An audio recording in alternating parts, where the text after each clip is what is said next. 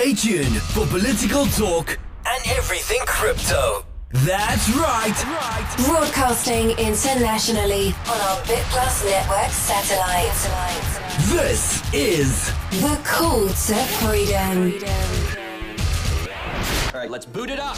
That's right. Welcome to the Call to Freedom here on LRN.FM. It is a Thursday night broadcast here on from our Horizon.global. There we go. From our Horizon.global studios here in beautiful Keene, New Hampshire. And it's what's nice outside today, yo. It's weird. Like it was like I was freezing to death. What are you smoking, man? I think it's great outside right now. I mean, you see, I'm in a long sleeve. I don't even have a jacket on. It's cold and wet, and it's not beautiful. Thursday night either. It's Tuesday. It's Tuesday. Yeah. I thought I said Tuesday. Did I No, say Tuesday? you said Thursday. I guess I'm wishful thinking. I think you're way off today. I am. I'm wishful thinking. It's 12 more days till my next day off. So Yeah, that would do it. oh goodness gracious! So how are we doing tonight? I got Chris from Think Penguin in the studio with us tonight. We were talking about you yesterday. Oh. We had we had a guy from Detroit, Eugene from Detroit, called in and wanted to talk about robots and robotics.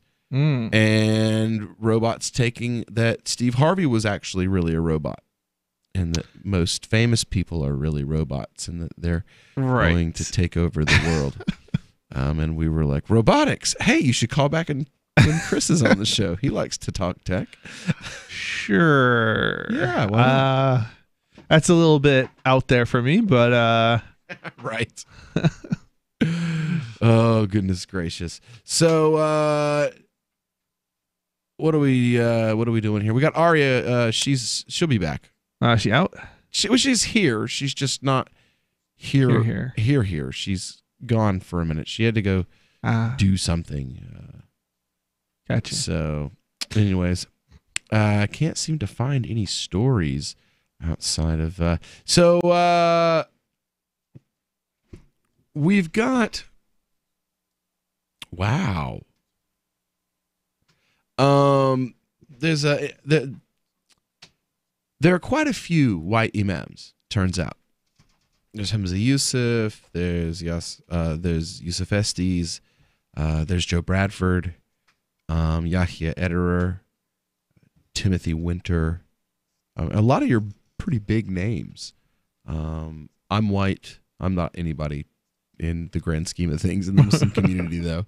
Imam, you have another guy. His name is Imam Nick. He's another white imam, and there was this huge thing that happened in the UK. It was similar to the scandal with the Catholic Church, where there was sex abuse happening, and it was just kind of covered up by community leaders. And it turns out that it looked like that was rearing its ugly head here in the States. Only they did it at the wrong community center.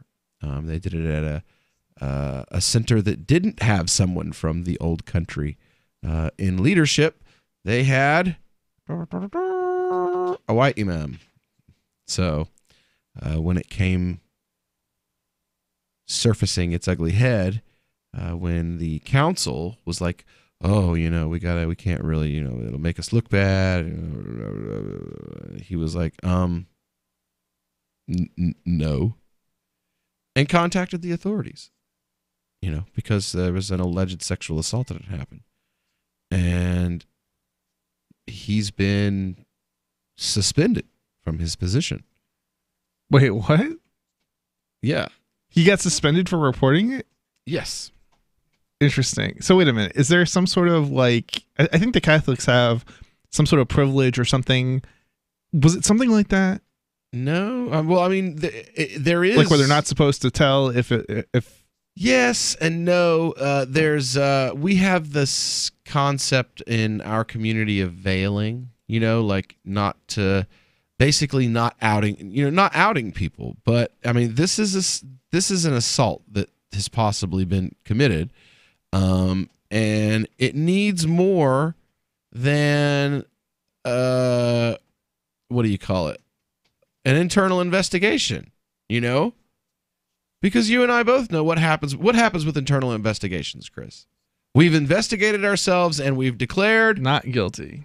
Exactly. So Sheikh Joe Bradford, who's actually been on our show before, this was before your time. It was our first year that we were on the air. We had Sheikh Joe on. He was the first Westerner, first white student to graduate with either a master's or a PhD in economics from the Islamic University of Medina. So pretty prestigious accolade. And good friend of mine, when I was attacked a couple years ago over a fundraiser I had done where they were calling me a Nazi, Sheikh Joe was one of the Muslim scholars that came out and put together a academics-based defense. Sorry about that. Since the back thing, it's weird.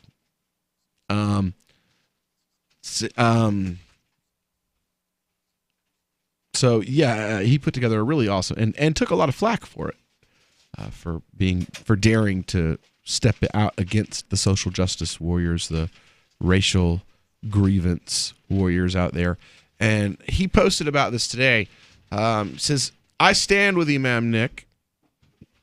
He fulfilled his duty as a Muslim and as a citizen to report the sexual abuse of minors when brought to his attention, and to express moral outrage at a board of directors and community members who were covering it up. Now he's been placed on administrative leave by that same board and needs our support. Please raise awareness to express moral outrage and encourage communities to follow the law. We don't need extrajudicial reports from questionable sources. We don't need boards sweeping things under the rug. We need leadership like this that stands on truth. Because he's on leave, his financial status is questionable. If you can, or know anyone who will, please contribute here at patreon.com/Nick Pelletier, Pelletier, and we'll post that in the Discord chat and on our on the Twitter page. And definitely do, even if it's just $5 a month for 2 months. Just give the guy $10 over the next 2 months. This is someone who, in the wake of all that stuff that happened with the Catholic Church, this is someone who was put in that position.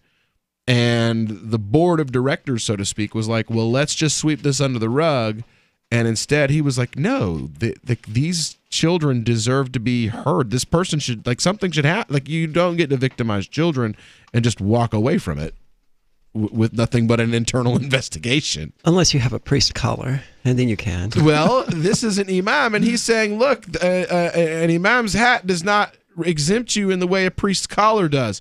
Our community's not going to stand up for that, and he's been placed on administrative leave. See, Ari is like, hell yeah, I see the Muslims doing it right. Oh, what? That was my reaction. So he got the same punishment that cops get for shooting black kids. Right, because... Except he didn't shoot anyone. He called out a horrific injustice being committed. Yeah, and he said basically a real investigation should be done, not an internal investigation where we say that we don't want to be embarrassed and sweep the whole thing under the rug and let victimized children just go.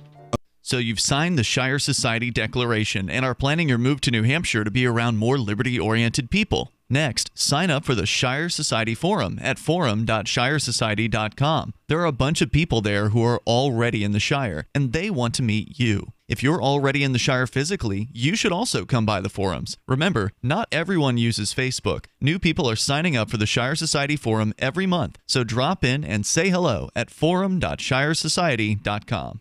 This is Michael Dean from the Freedom Fiends. I've run websites since 1996 and have used over a dozen web hosts in that time. AgristHosting.com is the only one that hasn't broken my heart. Agrist Hosting's uptime and service is stellar, and their DDoS mitigation is the best I've seen. That's important because if you tell the truth in this world, you'll ruffle feathers.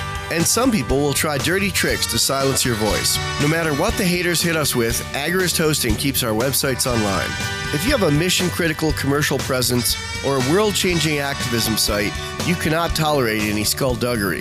So go with agristhosting.com. Have a WordPress or blog site, but you're not satisfied with performance or uptime? Or just want raw hosting? Want to pay with Bitcoin? Agrist Hosting specializes in high-performance hosting with personalized service. Go to agristhosting.com and click on the button that says Get Hosted. That's agristhosting.com. Imagine someone in your community getting in their car, turning on the radio, and hearing the Liberty Radio Network. You can make that vision a reality with your own micro radio station. Visit broadcast.lrn.fm to learn how you can put our programs on the air in your area. You can have LRN.FM running around the clock, and you can even add in your own local shows. Building a radio station is simple, but programming isn't. That's where LRN.FM comes in. Learn more at broadcast.lrn.fm. That's broadcast.lrn.fm.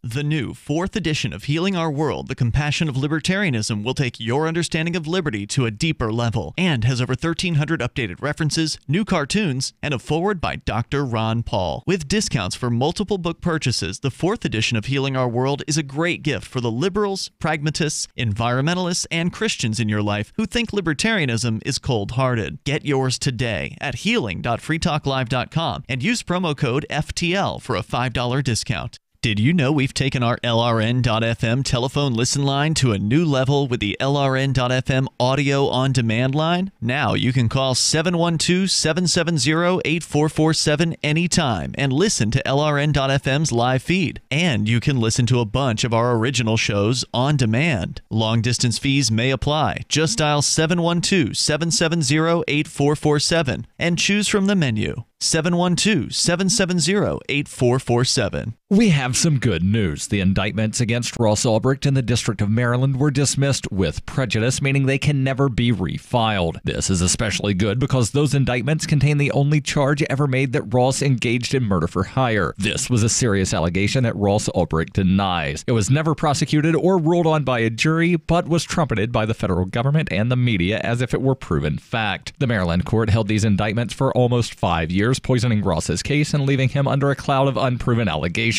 As explained in Ross's appeal to the Supreme Court, the fact that the judge used these allegations to give Ross a draconian sentence of double life without parole violated his Sixth Amendment right to a jury trial. Judges are required to issue sentences based on convictions decided by a jury, not unproven allegations never even charged at trial. Although this is a positive development, the dropped indictment will not set Ross free. Now, a presidential pardon is Ross's only hope of freedom. Sign the petition at freeross.org. freeross.org. You're listening to the best liberty-oriented audio streamed around the clock, on the air, and online. This is the Liberty Radio Network at LRN.FM. You are listening to the Call to Freedom on LRN.FM. आप सुन रहे हैं स्वतंत्रता की पुकार सिर्फ और सिर्फ LRN.FM पे।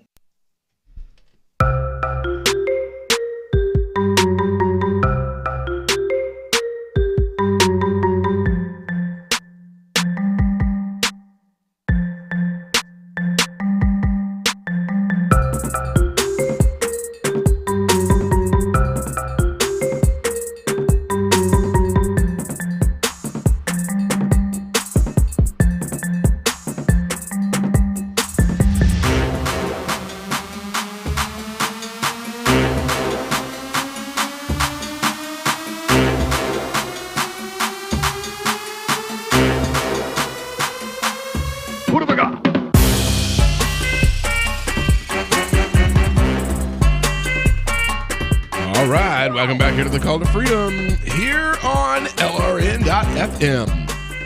Broadcasting live from our Horizon.global studios here in beautiful Keene, New Hampshire. And Crash Bandicoot, by the way, Aria is the name. I have never played a single Crash Bandicoot game. Well, we will have to fix that because I own all of them. I haven't even heard of it. What? Oh my God! Yeah, but you stopped playing right around that era. In the 90s, in the early 90s. Yeah, Crash Bandicoot is like mid 90s, late 90s. Okay. PlayStation 1 era. I know that much at least. Yes. Crash fair Bandicoot enough. is N64, PlayStation 1, Sega Saturn, Sega CD era. One of the best eras of video games. Yeah. Early 90s, mid 90s. We were playing Bucky O'Hare. I played Bucky O'Hare with the arcade emulator.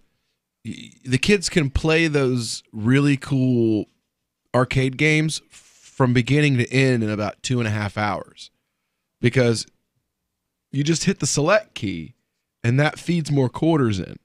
Yeah. So you just power it up. Like, we'll play Gauntlet and we just sit and play Gauntlet. Like, we'll put like 50,000 life worth of quarters in it, pick a character, and then just go and just play for an hour and a half. Get to level 125. I mean, I don't even know how high do Gauntlet levels go? Does anyone know? I thought it was 100. No, it goes higher than 100. But I'm thinking of the NES port anyway. Yeah. Wizard needs food badly. Wizard needs food badly. So we got a story here. This coming from the ACLU. A U.S. citizen detained without charge by the Trump administration for a year finally is free. An American that was illegally detained in Iraq by the U.S. military for more than a year has finally won his freedom.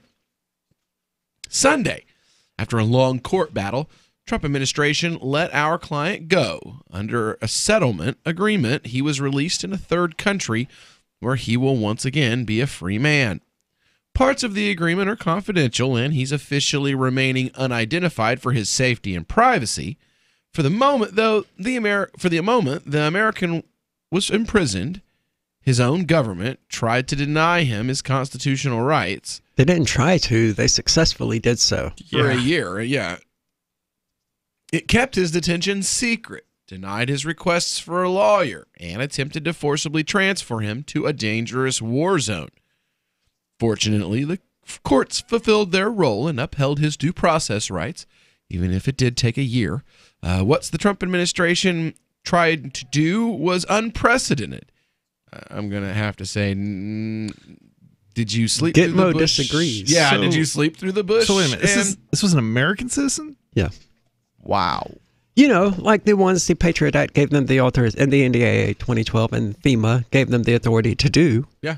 And we were like, no, they would never do that to an American citizen. Only when they do. Fortunately, courts fulfilled their role. Trump administration tried to do something unprecedented, if you don't count the stuff that happened under Obama and Bush, and a series of historic court rulings forced the government to respect the Constitution at virtually every turn. Wait. Shockingly. What? I thought the government was... Except for the fact that he was incarcerated for a year. Yeah. And will never get any of that time back.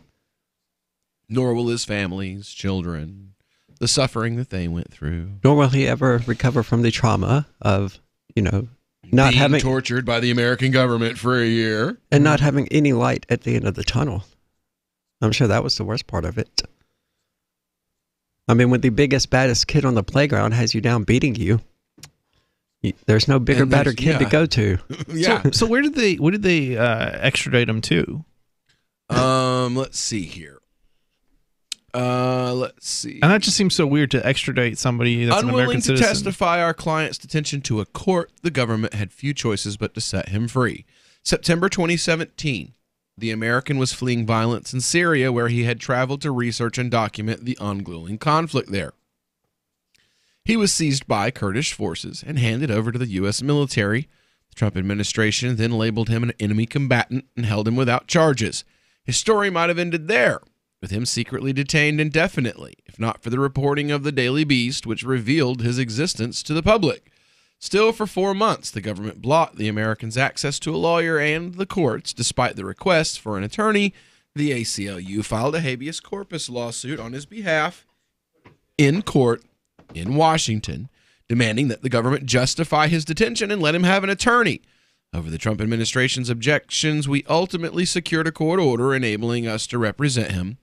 You'll notice, like, you've not heard about any of this on CNN or MSNBC. Nope. Yeah, I mean, you know you're not going to hear it on Fox News, but the big outlets. But Trump, the Trump administration released a memo, and it's just totally changing people's lives. Here's a valid reason to be like, we hate Trump, and like you have to go to the ACLU's friggin' website to know that it even happened. Like, why the hell isn't like something Trump can't actually legally do is nonstop, wall to wall. Every freaking channel today. CNN, MSNBC, ABC, CBS, Headline News. Everybody's talking about Trump said that he's going to use an executive order to nullify part of the Constitution. Oh, I'm sorry. I didn't realize that none of you paid attention in civics class. Oh, wait, there are no civics classes. No wonder you guys don't realize he can't do that. He doesn't have the authority to do that. If he does that, a judge will overturn it immediately. We know this. This is like, it's not even an argument. That's what's wall-to-wall news. This is like, it's not even one of those things where they ran it at 3 a.m. You know, like, Trump, here's the news. No, it's not even like that. Like, they are not even acknowledging that this happened. Here's a valid criticism. But let's talk about Stormy Daniels and the size of Trump's pecker. I mean, seriously. This is a valid thing to talk about. And instead, the media wants to talk about how big is Trump's willy, and, oh, well, Trump said this thing. Trump said he's going to do a thing. Oh, really? What is that thing? Oh, it's something he totally can't do. But let's talk about it nonstop for hours and hours on end and ignore the fact that an American citizen was illegally detained for a year. Is spreading the message of liberty, cryptocurrency, and peace around the globe worth $2 per month to you? As you may already know, in addition to our internet feed, LRN.FM broadcasts on free-to-air satellite across North and Central America, as well as Sub-Saharan Africa. And we've been available on satellite for free 24/7 since 2010. The LRN.FM free-to-air satellite signal is reaching some of the most oppressive regimes in the world, and there's no doubt our ideas are making an impact. You can learn more about the channel's impact by watching the 3-minute video at fund.lrn.fm. If you'd like to help free minds globally with our ideas of liberty, cryptocurrency, and peace, you can donate as little as $2 per month via fund.lrn.fm.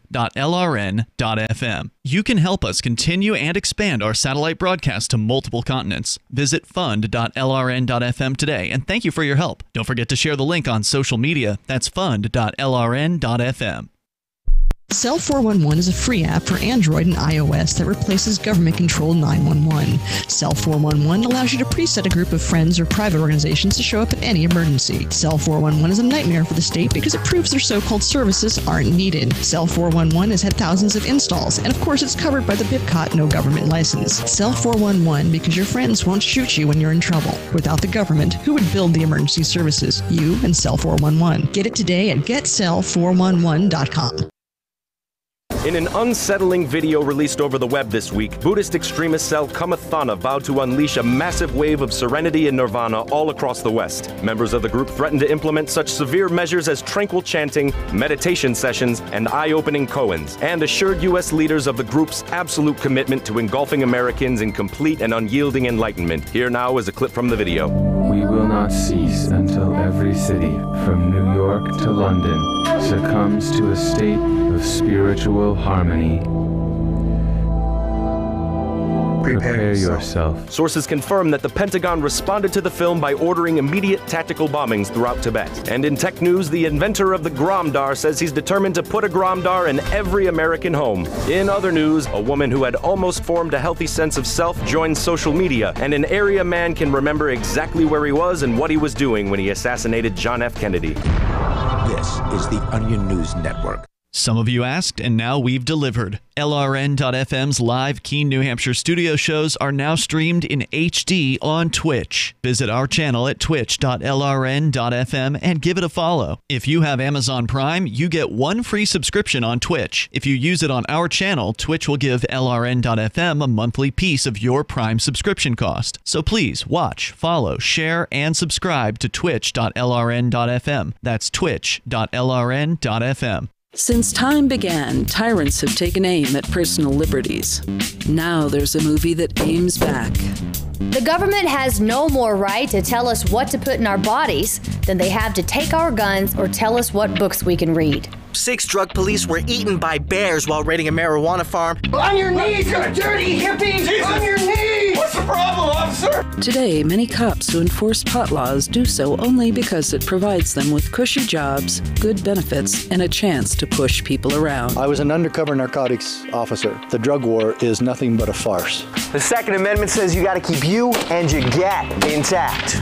Guns and Weed, The Road to Freedom. A film by Michael W. Dean and Nima Vadadi. DVD available now at gunsandweed.com or on Amazon. That's gunsandweed.com. Makes the perfect gift. Remember, that's gunsandweed.com. Do you love Twitter? Make sure you favorite the LRN.FM Twitter account so you can receive our tweets at twitter.lrn.fm. That's twitter.lrn.fm. You are listening to the Call to Freedom on LRN.FM. Unasikiliza wito wa uhuru katika LRN.FM.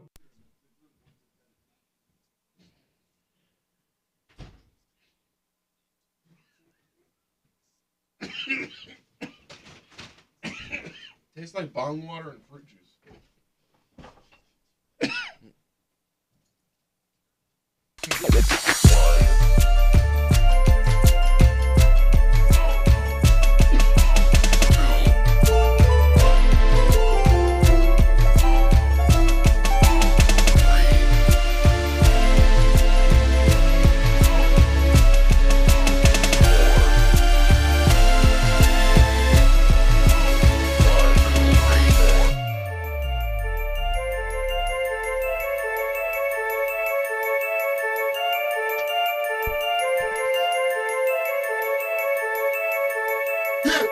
All right, welcome back into the Call to Freedom here on LRN.FM. We are broadcasting live. Oh my God, can you hear the fact that the thing in the back of my throat is like the size of my thumb? I can hear it in my head, like I'm talking through my nose almost. Anyway, we're back here broadcasting. Dog hair. Live from the Horizon.Global studio here in beautiful Keene, New Hampshire. And yeah, so we're talking about the story. I was telling Aria and Chris off the air, like, it's so hard not to just like scream and curse while you're reading this. It's terrible. It's unfortunately not atypical. Basically, the guy went over to document what was happening in Syria. Things got too heated. He tried to flee. The quote unquote good guys in the Kurdish army picked him up, and then Trump was like, oh well, you're an ISIS, yo, and threw him in prison. The Trump administration highly objected to him having any attorney of any kind, any representation. Ultimately, though, the ACLU secured a court order enabling them to represent him. Sunday's release comes after months of continued litigation as the ACLU demanded that the government either charge or release the man. In response, the government claimed the power to imprison him indefinitely without charge, accusing him of being an ISIS fighter. Our client not only contested that allegation, but maintained that the government should prove its allegation in a trial if it wanted to continue to hold him. Instead of doing so, the government sought to transfer the American to the custody of a foreign country over his strong objections. In fact, the government said that they had the right to spirit him away in the dead of the night without informing a judge or his lawyers beforehand. But the district court rejected this. They do have the power to. The district court had the ACLU not been in the middle of this, all of the things that they're like, they thought they had a right to do this. All of those things would have happened. In fact, the government said it had the right to spirit him in the way in the middle of the night without informing a judge or his lawyers beforehand. Well, district courts rejected that assertion of unfettered government power over an American's rights and blocked the government's proposed transfer. The Trump administration appealed, but the D.C. Circuit Court of Appeals rejected its arguments in a historic opinion in May of this year. The court emphasized that what the administration sought to do was unprecedented, writing, "We know of no incidents in the history of the United States in which the United States government has forcibly transferred an American citizen from one foreign country to another."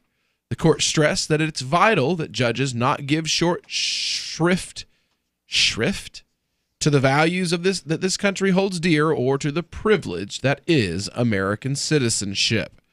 The case took another turn after the district court judge scheduled a hearing for June at which the government was supposed to defend its claimed power to hold our client indefinitely as an enemy combatant. To do that successfully, the government would have had to persuade the court that when Congress authorized the use of force against al-Qaeda and the Taliban in 2001, it somehow also approved a war on ISIS in the mid-2010s before ISIS even existed, and that our client was also a member of said group. 2 weeks before the hearing, the Trump administration announced that it planned to send the American to Syria, which he had fled months before, abandoning him in one of the most dangerous places on the planet. The administration, however, backed off when we immediately sought to block this cynical ploy in court. With its options diminishing, the government began settlement discussions that led to Sunday's safe release in another country, the name of which is not being disclosed under the terms of the settlement and to protect the gentleman's privacy. There, the ACLU's client will regain his freedom and focus on renewing his life. The court never did rule on the underlying legality of our client's military detention, but the litigation did force the government to justify to a judge its claim to broad detention authority, and its tenuous arguments were finally laid bare for the public to examine. This case demonstrates that the president cannot take away an American's liberty without due process, showing the continuing importance of judicial review. The landmark Supreme Court case vindicating the rights of another American citizen, Hamdi versus Rumsfeld, established that basic rule, but this one expanded it to mean that the government cannot render citizens to another country against their will, especially to places where they face further detention or risk to personal safety. This case also illustrates the critical role that the press plays as a check against government abuse of authority. Without the original revelations by the journalists about this American's incommunicado and illegal detention, he might have never gotten his day in court at all. The vitality of our Constitution depends on the determination of judges to protect individuals against government overreach. This should be the last time any administration attempts to deny an American's basic rights. You know what this right? Ari is like, yeah, you must not pay very much attention out there.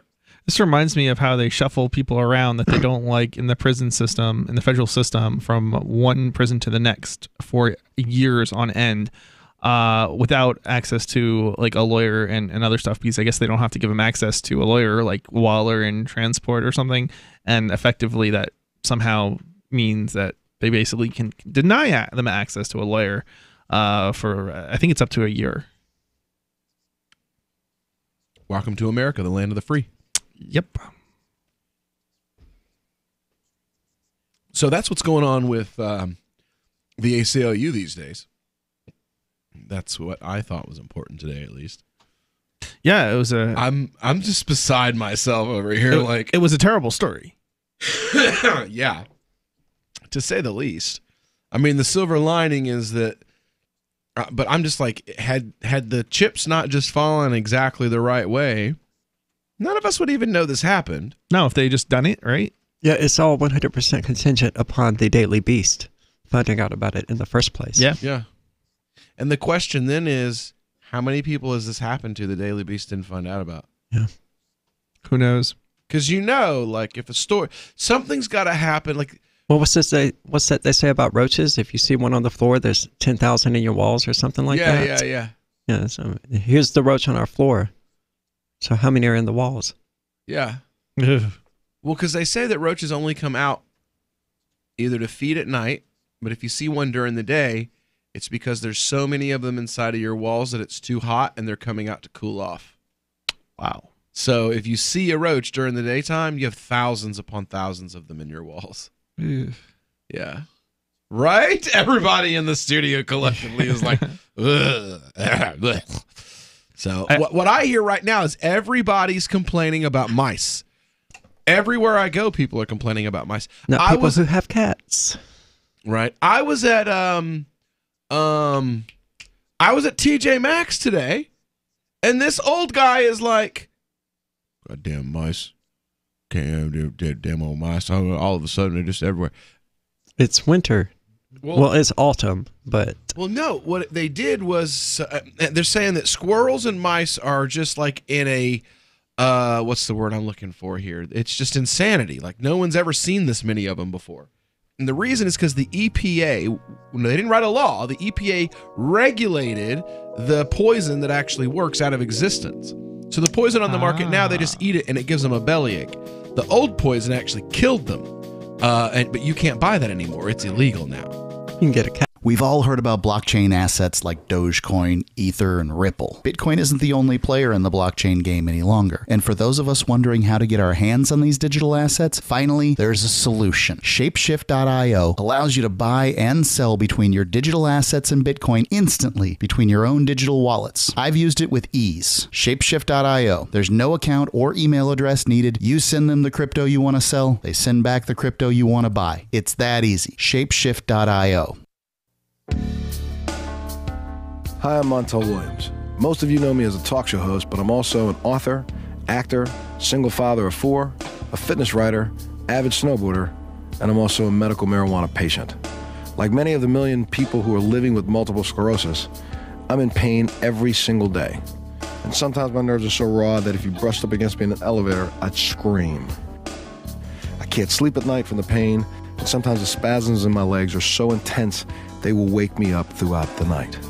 I've tried the strongest prescription medications available, and I'm gonna tell you, they do not work. In fact, they leave me in a stupor, and most of the time, it's impossible to even live your life.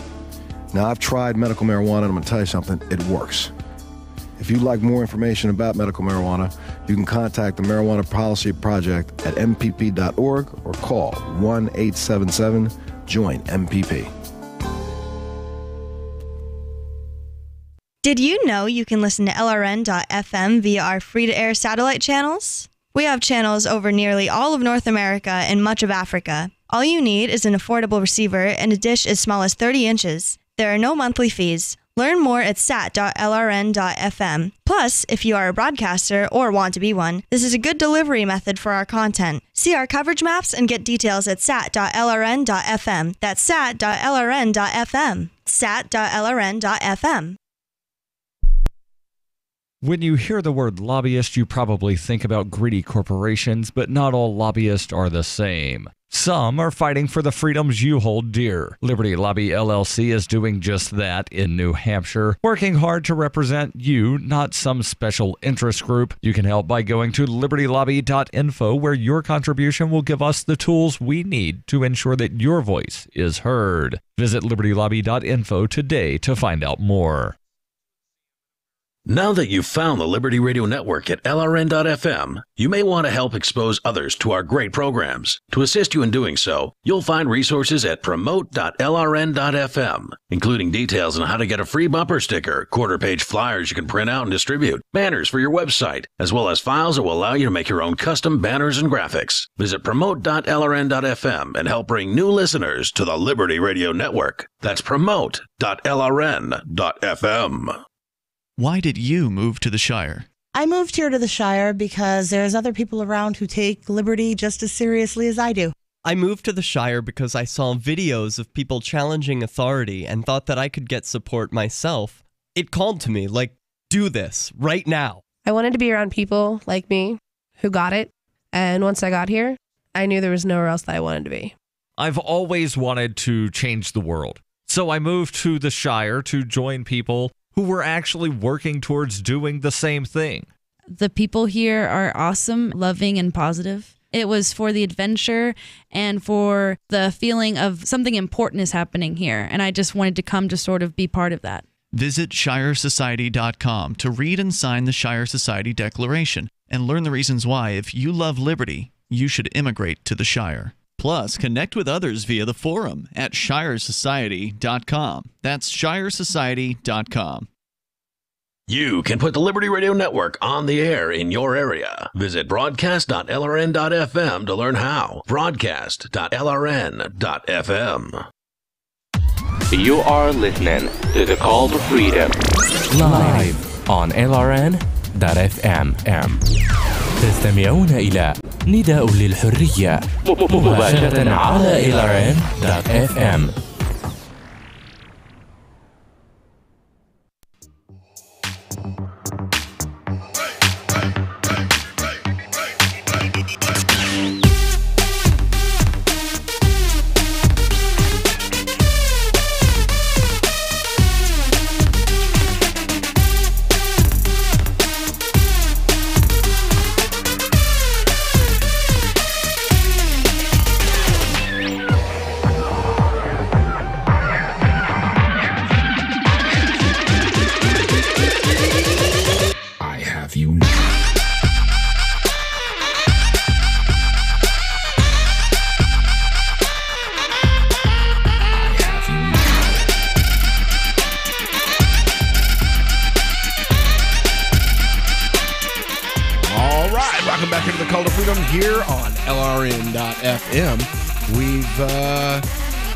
We've been talking about the Trump administration indefinitely detaining. Oh, you remember that thing in the NDAA that people were like, "Oh, you libertarians are crazy, conspiracy. Let me grab my aluminum full hat." Har har har har.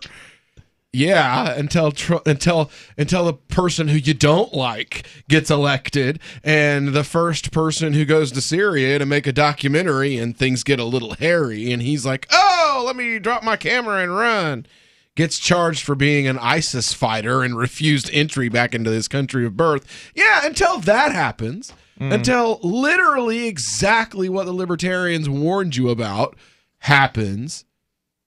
Oh, they still don't believe it. Well, because they'll write it off. Because the magic box didn't tell them to be mad about it. Right. So the gods in the magic box have to tell us what to be outraged about. No. Oh, the government wouldn't ever do anything, bad. You didn't say Simon Says. Simon Says be mad about rape culture. God is in the TV. Be mad about untested rape kits.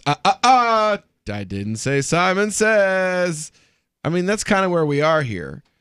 Simon Says be mad that a girl who was drunk is accusing somebody of something that happened in 1985. Be mad. We're all mad. Police stations never test rape kits. Oh, who cares? This thing that you can't, even if it really happened, you can't fix it. Let's be angry.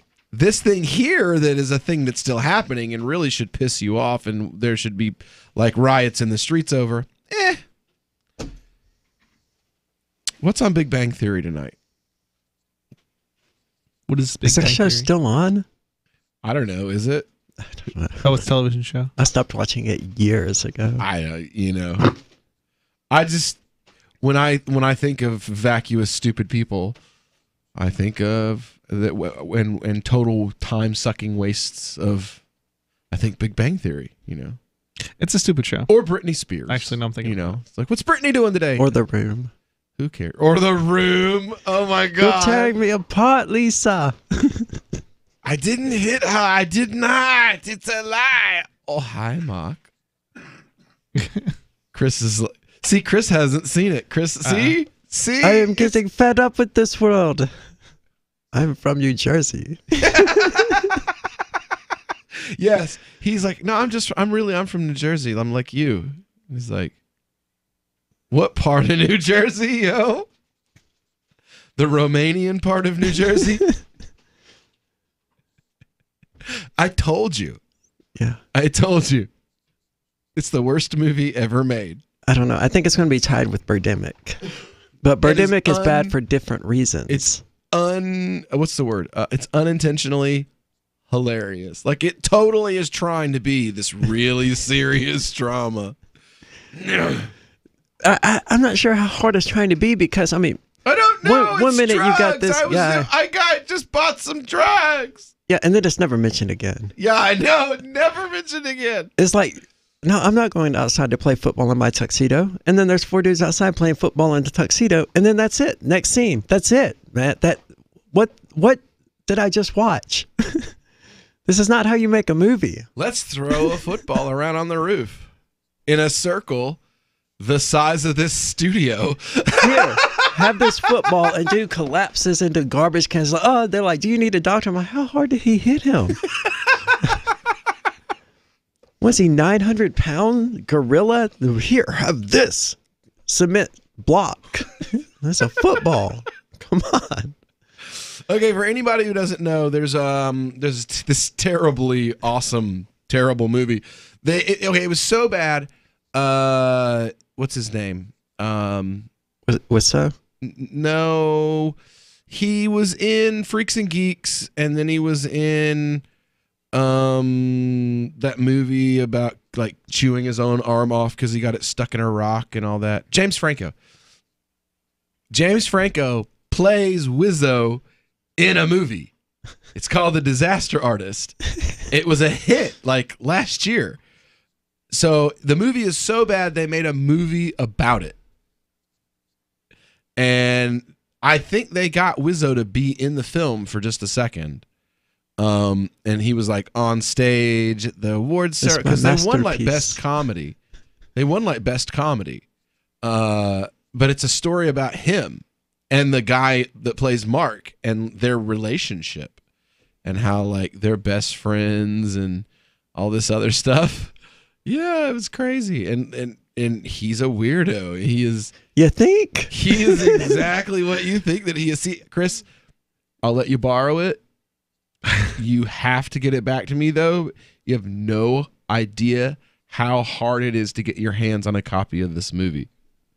Like, if you look it up on eBay, did they burn it or something? Amazon, who's got it or something? Well, because it's out of print and it was made in like 2012, and they didn't make very many of them to start with. And now it's in high demand because they made a movie about it.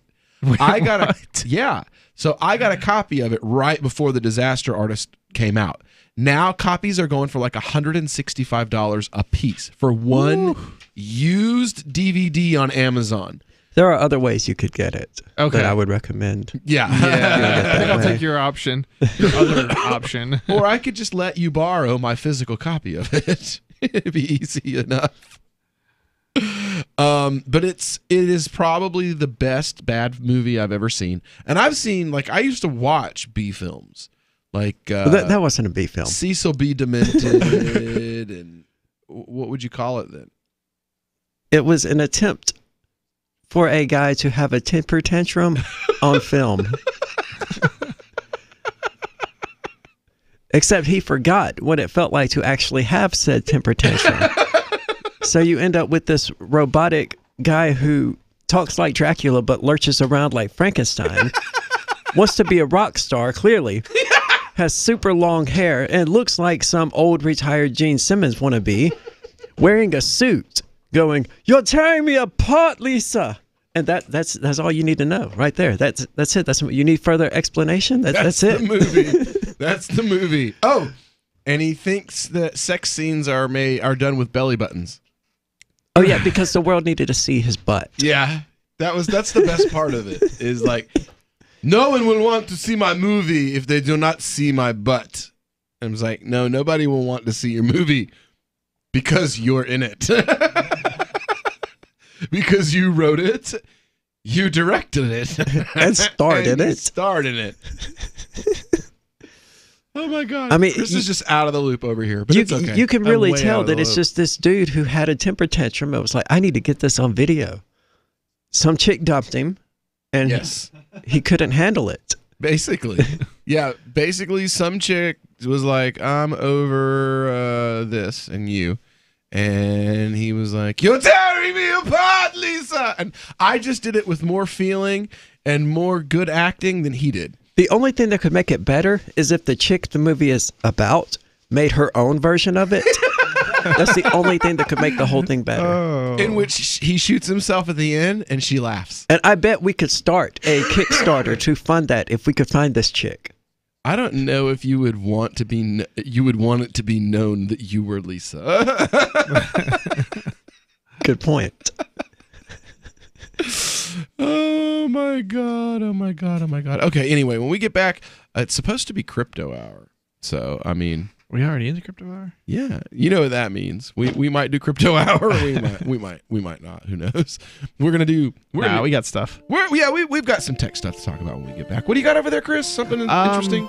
Well, unless we've already done it, Gab so 2 more platforms have suspended Gab in the wake of Pittsburgh shooting. We covered part of that yesterday, but I will see if it may be new platforms. We'll see. All right. We get back here on the Call to Freedom on LRN.FM.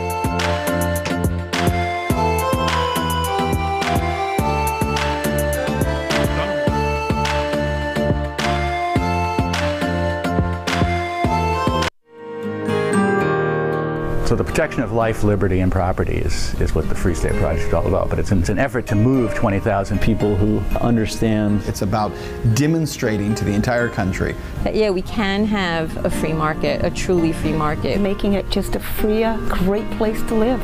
It's the world's largest voluntarist libertarian community, and it's only getting bigger. That's amazing, to be able to move to a place where other people passionately believe in being free and independent. What the Free State Project is managing to do, though, is to put their money where their mouth is. It's physically getting up across the country and saying, let's go someplace and let's demonstrate the power of these ideas. There's a lot of kind of philosophy that surrounds liberty. There's a lot of thinking about it and talking about it. But here in New Hampshire, people are doing it. 101 Reasons Liberty Lives in New Hampshire, a documentary by Free State Project Early Movers. Watch it free at 101reasonsfilm.com. 101reasonsfilm.com.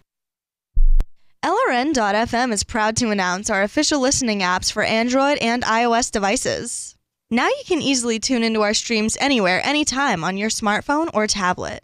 Just visit apps.lrn.fm or search for LRN.FM in the Android or Apple app stores. Please download, rate us 5 stars, then share the link on your social media and let your friends and family know how you're listening to LRN.FM. Download it now, free at apps.lrn.fm. Are you a cryptocurrency advocate? The Crypto Tip is the ideal outreach tool to help new people discover cryptocurrency. It's a printable business card-sized tip that you can give to service providers, preferably in addition to a good cash tip. When the server scans the QR code, it'll bring up an explanation of cryptocurrency, how to install a wallet, and allow them to claim the tip. If they don't claim the crypto, you get your tip refunded to you after a time period you specify. Plus, if they do claim the tip, you get an email alert. Create as many tips as you want at cryptotip.org. That's cryptotip.org. More of the Call to Freedom is coming up next, live after the news on the Liberty Radio Network at LRN.FM.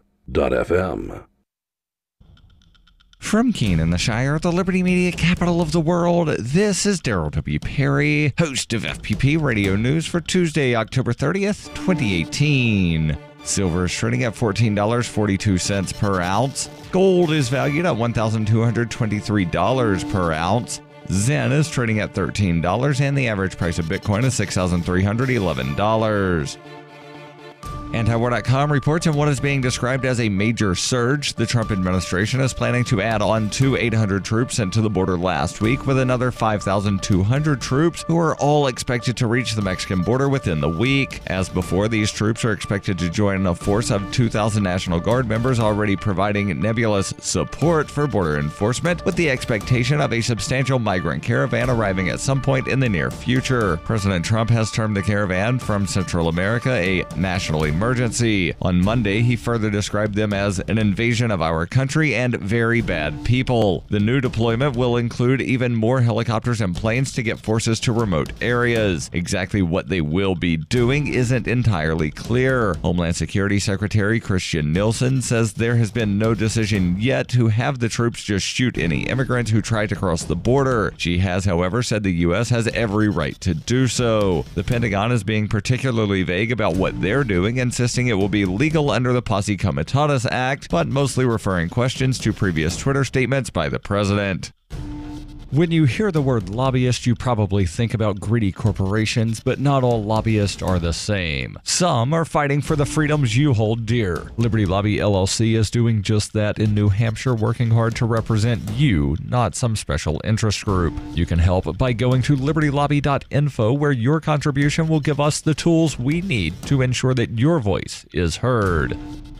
UPI reports the social media platform Gab has been taken offline after it was connected to the Pittsburgh synagogue shooting that killed 11 people over the weekend. Authorities said suspect Robert Bowers used Gab in rants against Jewish followers and illegal immigration. He faces multiple state and federal hate crime charges. Since the attack on Saturday, PayPal has banned the site and Gab's domain registrar, GoDaddy, moved to end its relationship. Gab said in a statement Monday it's helped the U.S. Department of Justice and FBI in its investigation. Gab CEO Andrew Torba said, because of the data we provided, they now have plenty of evidence for their case against Bowers. We are the most censored, smeared, and no-platform startup in history, which means we are a threat to the media and to the Silicon Valley oligarchy, adding Gab isn't going anywhere. As we transition to a new hosting provider, Gab will be inaccessible for a period of time. We're working around the clock to get Gab.com back online. Thank you, and remember to speak freely. Zencash is now Horizon. Horizon is a privacy platform built on zero-knowledge technology with a decentralized secure node architecture. The Horizon platform enables real-life uses beyond currency, including the ability to privately chat with other people. Soon, Horizon will enable you to publish information and go anywhere on the web, all with complete privacy. Horizon, bringing privacy to life. Learn more at horizon.global. HORIZEN.global. Reuters reports President Donald Trump's administration asked the U.S. Supreme Court on Monday to postpone a trial set for November 5th that will examine the legality of its decision to ask people taking part in the 2020 U.S. Census whether they are U.S. citizens. The administration is asking for the trial to be placed on hold until the Supreme Court resolves a dispute over evidence, including whether Commerce Secretary Wilbur Ross, whose department oversees the U.S. Census Bureau, can be forced to answer questions about the politically charged decision. On Friday, Manhattan U.S. District Judge Jesse Furman and a federal appeals court both refused to postpone the trial. Furman said a stay of the trial was not warranted and could hinder a final resolution of the case before the government begins printing the census forms next year. The lawsuit, brought by 18 states and a number of cities and counties, was spearheaded by Democratic officials. It is consolidated with another suit by several immigrant rights groups accusing the administration of discrimination against non-white immigrants. Critics of the census question have said it will deter people in immigrant communities from participating in the census. The administration said it needs the data to enforce a voting rights law as it relates to minority voters. Furman said in a September 21st order that Ross must face a deposition by lawyers for the states because his intent and credibility are directly at issue in the lawsuit. But on October 22nd, the Supreme Court blocked Ross's deposition and gave the administration until Monday to appeal the trial judge's orders.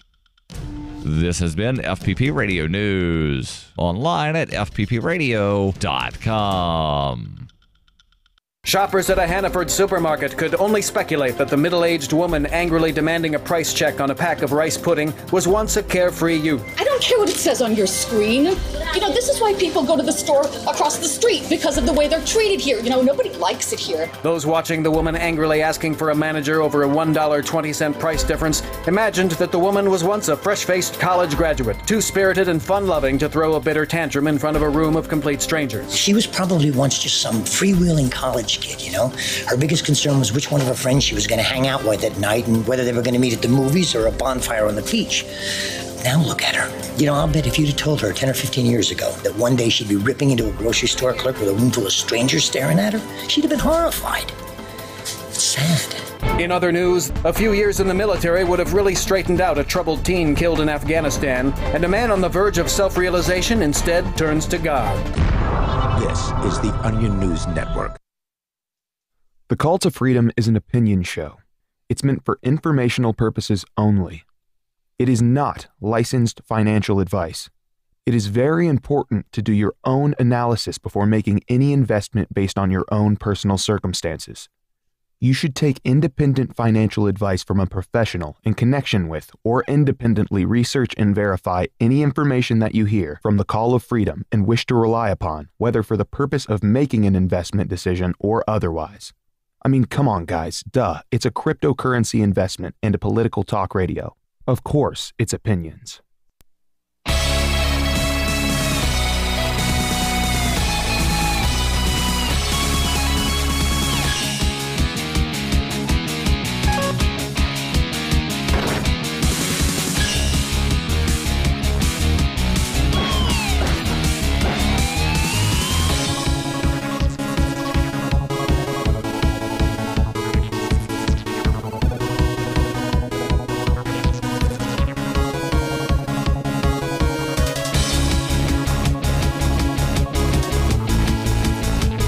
All right, welcome back to the Call to Freedom here on the Call to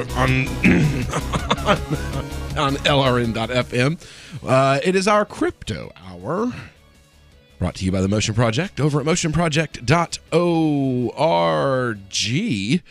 And well, we've got a few different stories going on today. One, we have an update. The original story coming from CoinDesk, but we followed that over to the justice.gov /USA Southern District of California website. Bitcoin dealer pleads guilty and agrees to forfeit, quote, ill-gotten gains.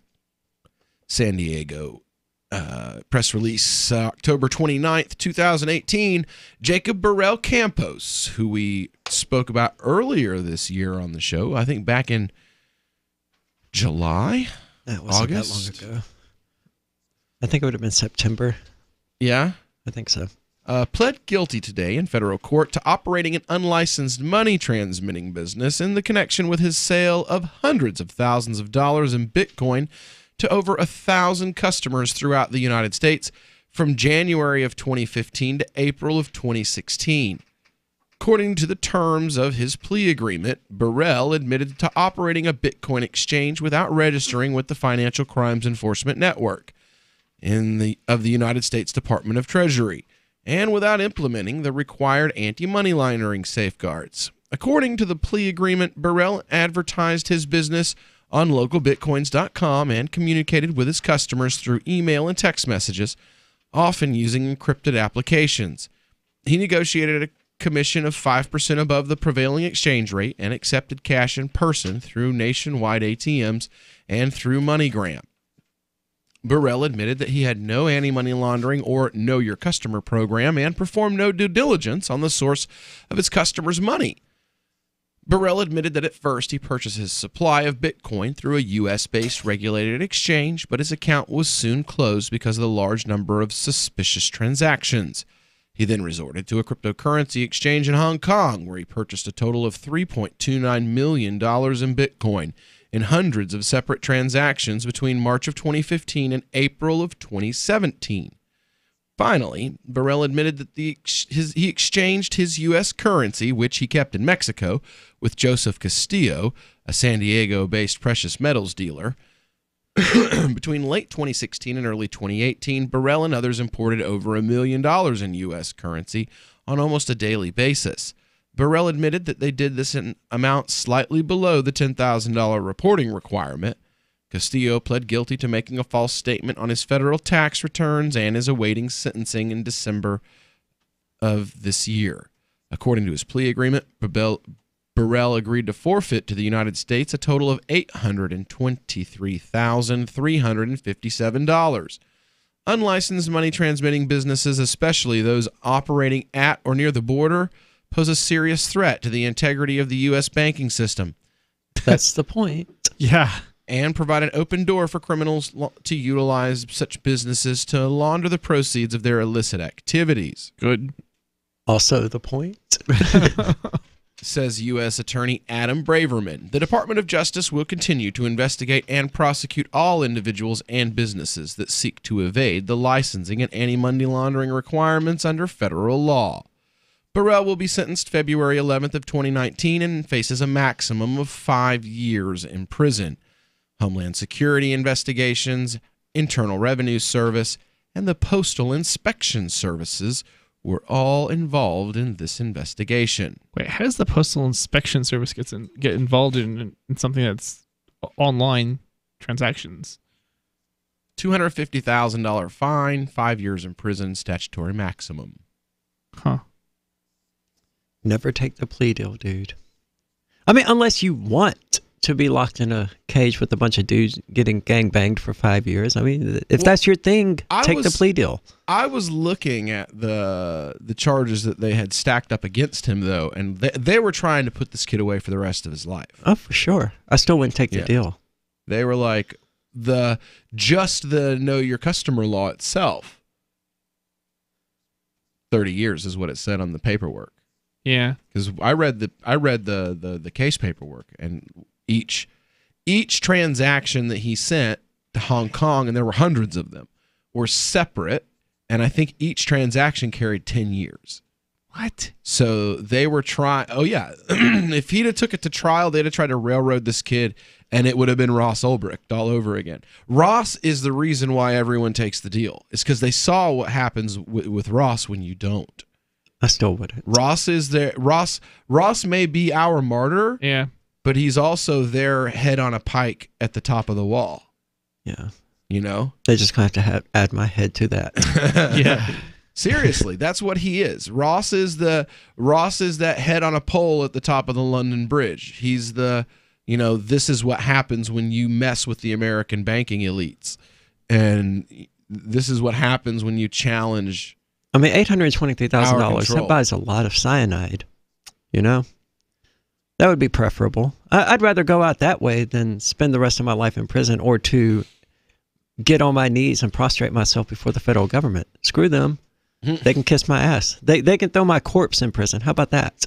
Have fun with that. You want to make a statement? Do that. Take the corpse of someone who kills himself because they say, you know what, screw you. I'm not bowing to you. Throw that corpse in prison and say, no, you got 70 years to do, and you're going to do those 70 years. That's how you terrify the American people into obedience. You know, so these people are locking up this corpses. Kid was looking at like 600 years in prison if they made him serve all of the sentences for his quote-unquote financial crimes. Yeah. So I mean, when you're so messed up. Just the transactions that he sent to Hong Kong would have been 500 years. I mean, at this point, we're lucky they were even going to give him a trial. They pretty much aren't giving you a trial when they give you a trial, because it's 98% plead guilty, and the other 70% get found guilty. Well, it's because of the fact that they just load the evidence on, and then they find them guilty of something, even if it's trivial. Well, that, and they walk in the room and they're like, so you can do 500 years if you fight, or you can do 5 if you just let it go. Right. You know, and the average rational mind is like, yeah, look at, because most people, it's not an ideological Most people fight. aren't crazy. Well, no, it's Fair not enough. an ideological fight for most people, at least not in the average, you know, like most, even if it unless is, you're a political prisoner, it's not an ideological fight for you. Even if he is a political prisoner, even though. if it is, he probably doesn't view himself that way, though. Even if he's just a guy that was trying to make money. That's how deep the state's boner is inside of him. But he needs to pull that out. Even not say, okay, I will take it for 5 years. Even if you're fighting for a political cause, you're giving up the rest of your life, basically. I mean, yeah, but I mean, you do that when you take up the fight. I mean, no one goes into battle going, "Oh, I'm going to live the rest of my life forever. It's going to be great." I mean, you go in there knowing that, you're probably to some going to degree, die. but I don't know if anybody goes in to that degree thinking that they're going to end up in that situation. And not everybody wants to die on every hill that they fight on.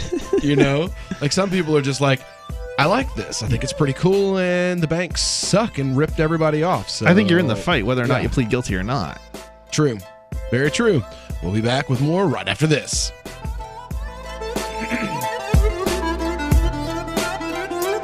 Are you sick of government lackeys who say you didn't build that? Are you tired of elitists who think you need a government permission slip for everything?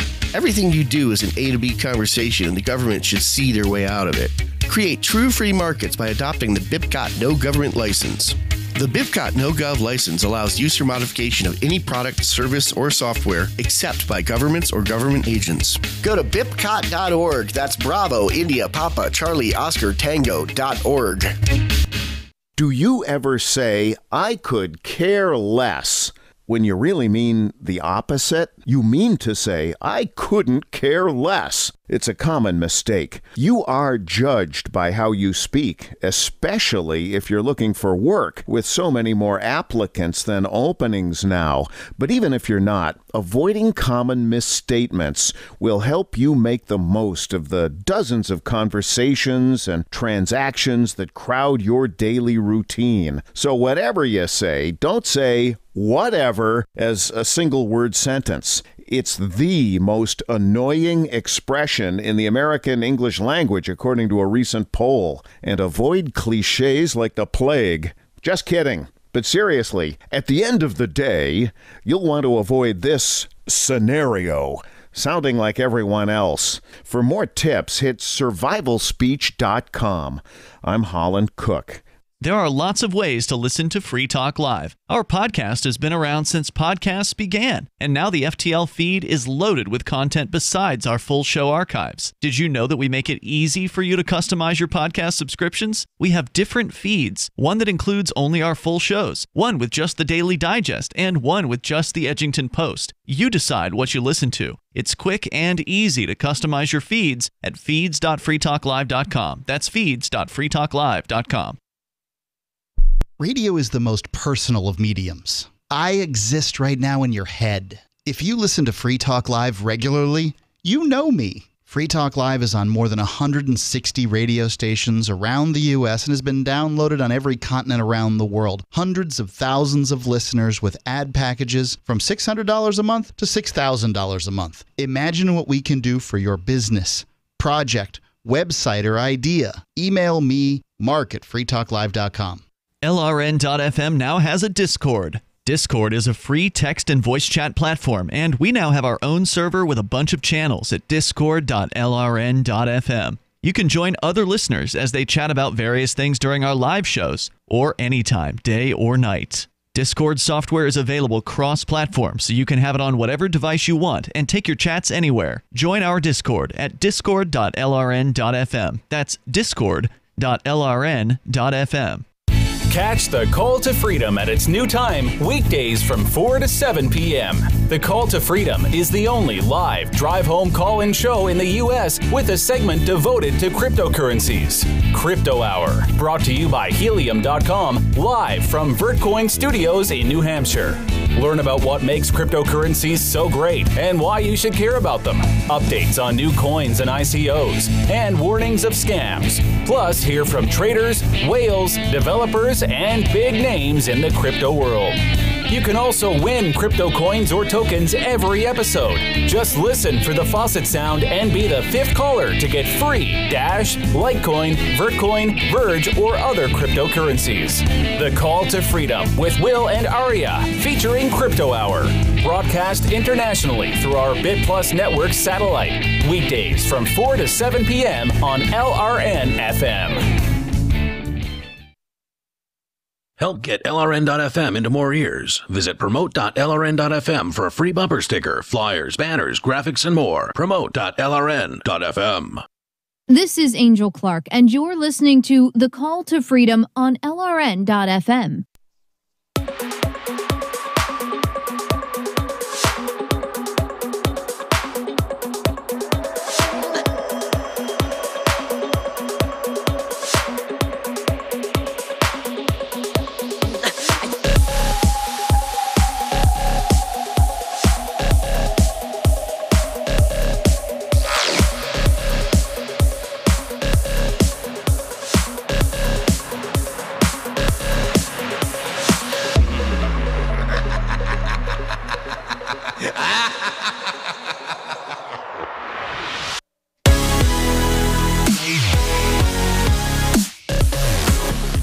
All right, welcome back into the Call to Freedom here on LRN.FM. We are broadcasting live from the Horizon.Global studios here in beautiful Keene, New Hampshire. And I figured we're not going to be here tomorrow. It's Halloween tomorrow. I've got 3 back-to-back. I have to see the wound care specialist, urologist, surgeon. So... And they're all at the same hospital. So they were just like, well, let's just put you for one at this time and one at this time and one at this time, one at this time. And the last appointment starts at 3:30. And that's the one with the surgeon. So there's no way I'm going to be here by 4. So I'll be working anyway. Yeah. Aria's got to work early. You got to work early tomorrow. And I'm going to be, so there's not going to be anybody here to even start the show. So we'll be playing a best of tomorrow. Yeah. Yay! So we'll be playing a best of tomorrow night. And so I thought, why not play some Halloween-y fun music, the stuff I would have played if we were on Halloween. Tonight, why not? You know? Trying to remember the name of that song from Hocus Pocus. Which one? There's a song like Come Children. And the blonde one sings. Yep, I used to have a remix of that I played at Halloween shows, and it was on that old laptop. Remember that? You remember the laptop that I had that like you had to put a brick behind it to yeah, that one, that old piece of junk. It had so much music on it, it's just lost forever. But anyway, we're back here, and I got a story. Everybody's all updated on what happened with the Campos guy. He didn't get 600 years. We'll know in February whether or not he got 5. He'll probably get a year and a day. That's what most of these people are getting. You plead guilty, we give you a year in prison for selling Bitcoin. You give us all the money that you made. The last guy they got like $40,000 out of. This guy, they got some serious change, So this coming from PCGamer.com, another ridiculously wide monitor has come out. This time it's built specifically for gaming. It's a 49-inch monitor, has 144 hertz. What's HZ? Hertz? Yeah. Hertz refresh rate and HDR support. That's so unnecessary. Anything over 75 is going to be unnecessary. Technically anything over 60 is, but 75 is going to be seamless to any human being's eyes. Well, is the era of gaming on super wide 49-inch monitors upon us? No. Well, not as far as we're concerned, but that hasn't stopped companies from releasing these expensive displays. It didn't stop them from releasing the Oculus Rift and other crap like that gamers didn't want, but that they kept telling us we wanted. It's failed. It failed every single time they've done it, too. I know, and every single time they're like, oh, you're going to love this. And everybody's like, yeah, we're going to love this. And then again, they go, oh. Yeah. Yeah, I don't want to vomit for the next 4 hours because I played a game for 10 minutes. They got to figure out a way to fix that. Yeah, it can't be fixed. So it's in the human brain. There's got to be a way to program the way that when your eyes and ears are telling you that you're moving and your body's like, no, we're sitting still, you're going to get vertigo. Then you've got to figure out a way to make the body move. Holodecks. Huh? Holodecks. That's the only way to do it. No, that game on Ready Player One has like a whole thing where you put it on and like, oh yeah, the suit. There's thing. like a. Well, that was essentially a holodeck. It's like the holodeck. You actually walk in it. He was actually walking. It was smaller. But like the holodeck, everything. It was smaller. It had the treadmill and stuff. And exactly, that's a treadmill. That's not the holodeck. The holodeck. But that's all the holodeck does is function as a treadmill when people walk in it. It moves the terrain and stuff. It moves what they're seeing and hearing in accordance with how they're stepping, but they're not actually moving anywhere in the actual room. But they're not wearing like this big apparatus. No, they're in the apparatus. Exactly. That's a holodeck. That's different. Well, his apparatus was just smaller. Okay. Anyway, Nerd Talk Live. Yes, Nerd Talk Live. Yes, you can say that again. Asus is... Shut up. You're totally a part of that. Whether you're into gaming and nerd culture or not. I'm not saying I'm not. You build the stuff we play the games on. So, I mean... yeah. Not that stuff, but similar stuff. Yeah. Yeah. You just went super security with yours. Not even security, but yeah, that too. Anyway, says Asus is the latest to jump on board with its new ROG Swift HG49VQ. I mean, 49 inches isn't even that large, man. You can get a 50-inch television from Walmart for half that price, or a third of that price, or even a quarter of that price. And hook up your HDMI cable to it, and boom, there you go. Yeah, that's it. You're done. And when you're done with that, you can hit the button and watch Netflix right there on your television. It doesn't have the word gaming in it. Yeah. In the title of the product. It has a full double. It's got a double full HD resolution at 3840 by 1080. This kind of reminds me of... it's not even 4K. Epic fail. This reminds me of music CDs and CDRs, and it's mini CDs. It's the same stupid thing. It's all digital, guys. It doesn't make any difference. It's all you're doing is paying like a fee to the music industry for no reason at all. This is the second. When I was podcasting with someone, I sent them an MP3 that I made of one of my recordings, right? And they sent it back to me as a wave, thinking that it would magically get higher quality by doing that. I was like, I don't think you understand how this works. Once I've compressed it to an MP3, which is essentially lossless, by the way, the only reason I would send you a wave is if I just had a bunch of bandwidth to spare and didn't care what happened to it. I can send you this 3 megabyte file that has almost exactly the same quality as this 10 gigabyte one. Let's see, what am I going to do? And then you send back a 10 gigabyte file, and but once you bottleneck it, that's the quality, man. Yeah. That's it. Go the other way. Well, this is the second. I don't remember why I mentioned that. This is the second 49-inch monitor announced this weekend. Dell trotted out an equally wide, ultra-sharp 49. Let me guess, with the exact same specs. Though unlike Samsung's CHG90 that came before it, Dell's monitor wasn't built for gaming. Instead, it made headlines as being the first dual QHD monitor, which translates to a 5,120 by 1440 resolution. 1440. Philips also announced one. You can get that from a $120 monitor from Walmart. It's 5,120 by 1440. So it's awesomer. I mean, it's slightly better than 1080, but... Well, Philips also announced one, but they haven't actually put it on the market yet. Anyway, we'll be back with more right after this. Is spreading the message of liberty, cryptocurrency, and peace around the globe worth $2 per month to you? As you may already know, in addition to our internet feed, LRN.FM broadcasts on free-to-air satellite across North and Central America, as well as Sub-Saharan Africa. And we've been available on satellite for free 24/7 since 2010. The LRN.FM free-to-air satellite signal is reaching some of the most oppressive regimes in the world, and there's no doubt our ideas are making an impact. You can learn more about the channel's impact by watching the 3-minute video at fund.lrn.fm.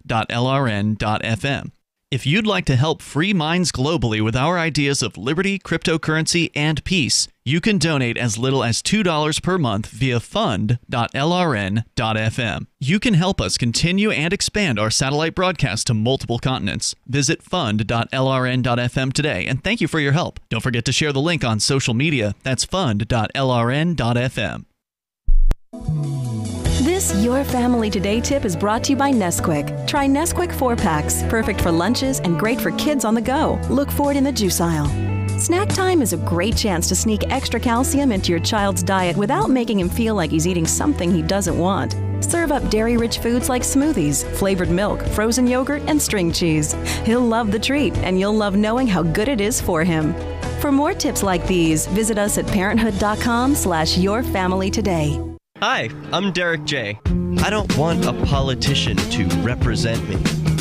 To me, Government is the idea that one group of people can coerce everyone to comply with an edict or face increasing punishments up to and including death. Despite perhaps the most noble of intentions, the best government services are a far cry from what could be provided for by voluntary interactions. Besides, the people who call themselves the government wage wars and put peaceful people in jail for crimes involving no victims. If Starbucks used some of its money to drop bombs, I wouldn't shop there. So why would I support the American empire? The empire does not require my consent. Derek J's Victimless Crime Spree. Watch it for free and order the Director's Cut DVD at victimlesscrimespree.com. That's victimlesscrimespree.com. The LRN.FM social media channels have been revamped. We've eliminated Facebook and focused on other platforms like Twitter and Mastodon, the decentralized alternative to Twitter. On our accounts, you'll find posts from multiple LRN.FM show hosts together in one place. Follow us on Twitter at twitter.lrn.fm, or better yet, move to the decentralized Mastodon social media platform at toot.lrn.fm, toot.lrn.fm. I think you'll like it. On Free Talk Live, we're bringing people to the ideas of liberty every day. From wrestling superstars like Glenn Jacobs. You guys really are having an impact, I believe. Like I said, a lot of where I am now is due to listening to Free Talk Live. You changed my mind on some very important issues years ago. To random people tuning in on the radio. I was kind of stuck in the left-right paradigm. I heard your show by chance on a Saturday night. From there, I went on, joined the Free State Project, and become an amplifier. So, I mean, that's really the reason why I amp is because I know that if it wasn't for you guys being on as many stations as you are, I never would have found the ideas of liberty. Your amp will directly change more lives by getting Free Talk Live in front of people looking for talk radio online and on the air. When you amp Free Talk Live, you get perks like access to the AMP-only Facebook group and AMP podcast. Visit amp.freetalklive.com. Some of our live shows are streamed in HD on Twitch. Please follow and share at twitch.lrn.fm. That's twitch.lrn.fm. You are listening to The Call to Freedom on LRN.FM. تستمتعون إلى برنامج نداء للحرية مباشرة على LRN.FM.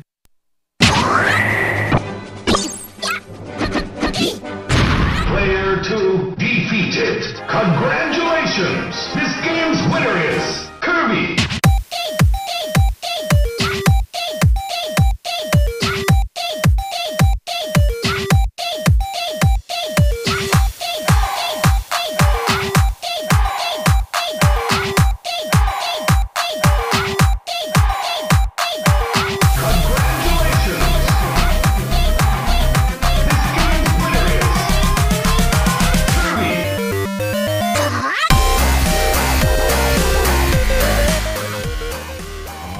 Welcome back into the Call to Freedom. Dude, that's bumping. Turn it up. I know.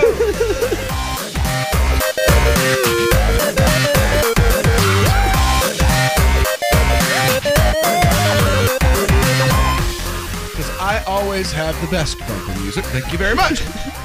Anyway, we're back here on the Call to Freedom here on LRN.FM. It is our crypto hour where we talk about crypto and gaming and tech and, well, whatever the hell we feel like talking about, really. And there's really not a whole lot going on in the crypto world today. Let's see. Bitcoin's price went down $100.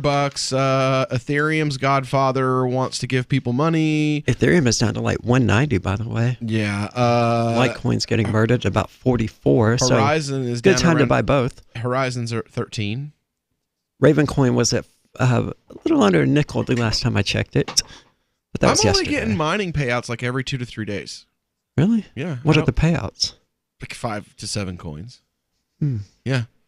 Oh, since the price has gone up, my amount that I'm getting has gone from 5 to 7 coins a day to 2 to 3 coins a day. Hmm. It's like the hash rates are just, eating up. People are like, ooh, let's jump and let's mine the hell out of that. I guess that makes sense. So when the price goes back down, I'll be able to mine, and get 7 of them at a time. But until then. Anyway, so back to this this thing here. Let's see. You've got the 5120 by 1440 resolution that's on the Dell monitor. Philips also previously announced one with the same 5120 by 1440 resolution, but that's not available yet. The XVG49VQ doesn't match the higher pixel count, but it does have a few other bells and whistles for gamers, namely that it has a fast 144 hertz refresh rate and is a FreeSync 2 HDR monitor, meaning that it supports both AMD's game smoothing FreeSync technology and is capable of displaying HDR visuals. The latter bit comes with a caveat. HDR in all its glory really necessitates a super bright panel, typically 1,000 nits or higher. The vast majority of HDR monitors that exist don't come anywhere near as bright, and the XG49VQ is no exception. It meets VESA's Display HDR 400 certification, which suggests that it checks it at 400 nits. Display HDR 400 is VESA's entry-level HDR This is why you get a plasma badge. screen. The other two being 600 and 1000. While it doesn't get as bright as monitors like Asus's own ROG Swift PG27UQ. I am confused. When did bright monitors become something that gamers desired? We wanted purer colors and purer blacks, not it needs to light up the room like a Christmas tree. The company claims a wide color gamut, 125% of the sRGB color space to be exact. Asus also touts something that it calls Shadow Boost, which is supposed to make it easier to see opponents in darker areas in first-person shooters. The company tells NeoWin that Shadow Boost's advantage is not cheating, it's just good design. There's no word yet on the XG49V will be when it will be available or for how much. Now, don't forget the most impressive feature, though, is its 49-inch screen is also curved. Curved. That's right. A 49-inch curved gaming screen for all of those fine gamers who like to play video games sleeping on their bed, I guess. Yeah, I thought the whole curved screen thing was dead. I thought PC gaming was dead. Man, you have been gone out of gaming for a while. Ching. Yeah. Oh my god. Ouch. I haven't heard anybody talk about PC gaming in probably since 2005, and prior to that, I heard people talk about it regularly. PC gaming is bigger than ever. When did it come back? It never died. It never died. Okay. Yeah. I mean, a lot of its fans got sucked into World of Warcraft. This is what I hear from gamers. They were all on vacation, but I don't actually see it in the real world. There's a small percentage of people. You're in the studio with a PC, with the gaming PC, right? Exactly. So amongst PC gamers, they're in denial that it's died, but yet I don't hear it from your average individuals. I used to hear from your average individuals about how they play games on their PCs. I never hear that anymore amongst the general population. No, because the general population moved to mobile phones. Right. That's true. Right. And that's one of the points that I've always made is they've moved to smartphones and they moved to console gaming. Console gaming is certainly bigger than PC gaming, but that's always been true. The living room has an appeal that PC gaming will never be able to get because PC can't do local multiplayer. And that's something that consoles are squandering. It's their home field advantage. That's what they do better than anyone else, and Nintendo's the only one still taking it seriously. Xbox and PlayStation, they're all about online multiplayer, which is something that PC just stomps them at. I'll have to take your word for it. So console gaming, I mean, they're glorified PCs these days. They're simplified, glorified PCs running specialized operating systems and specialized hardware and things like that. They're giving up every advantage they ever had in order to compete with PC games. It looks like there's a new step. EA, Electronic Arts, is eyeing a cloud gaming development with Project Atlas. Ideally, yeah, they can shove that right up Origin's ass. Atlas will be a platform designed for the core to harness the massive power of cloud computing and artificial intelligence, and putting it into the hands of game makers in a powerful, easy-to-use one-step experience. If there was ever a company that I did not want to be in charge of anything cloud-related, it would be EA. They are the devil of the gaming world. The cloud will be filled with Madden 2099.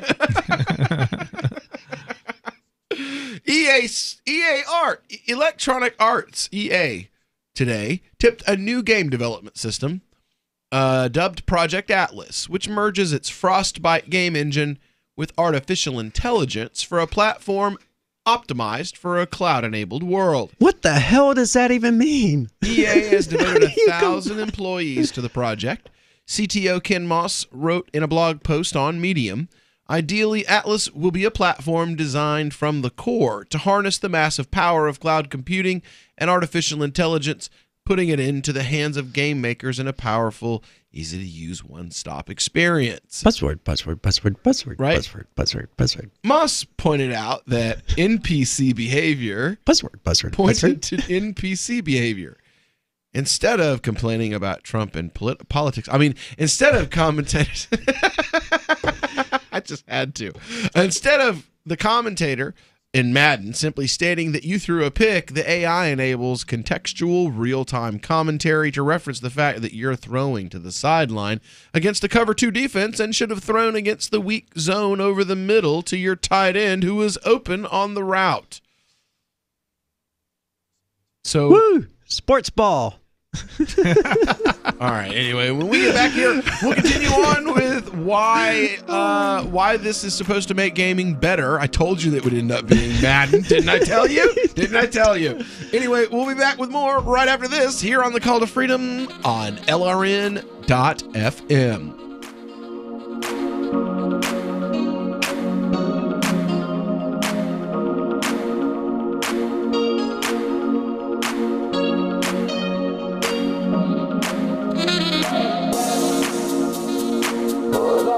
What do you shop for that you could otherwise buy at Amazon? Pretty much everything, right? Amazon has competitive pricing and they deliver, and that's a big plus. If you could plan ahead in your shopping, would you be interested in saving up to 33%?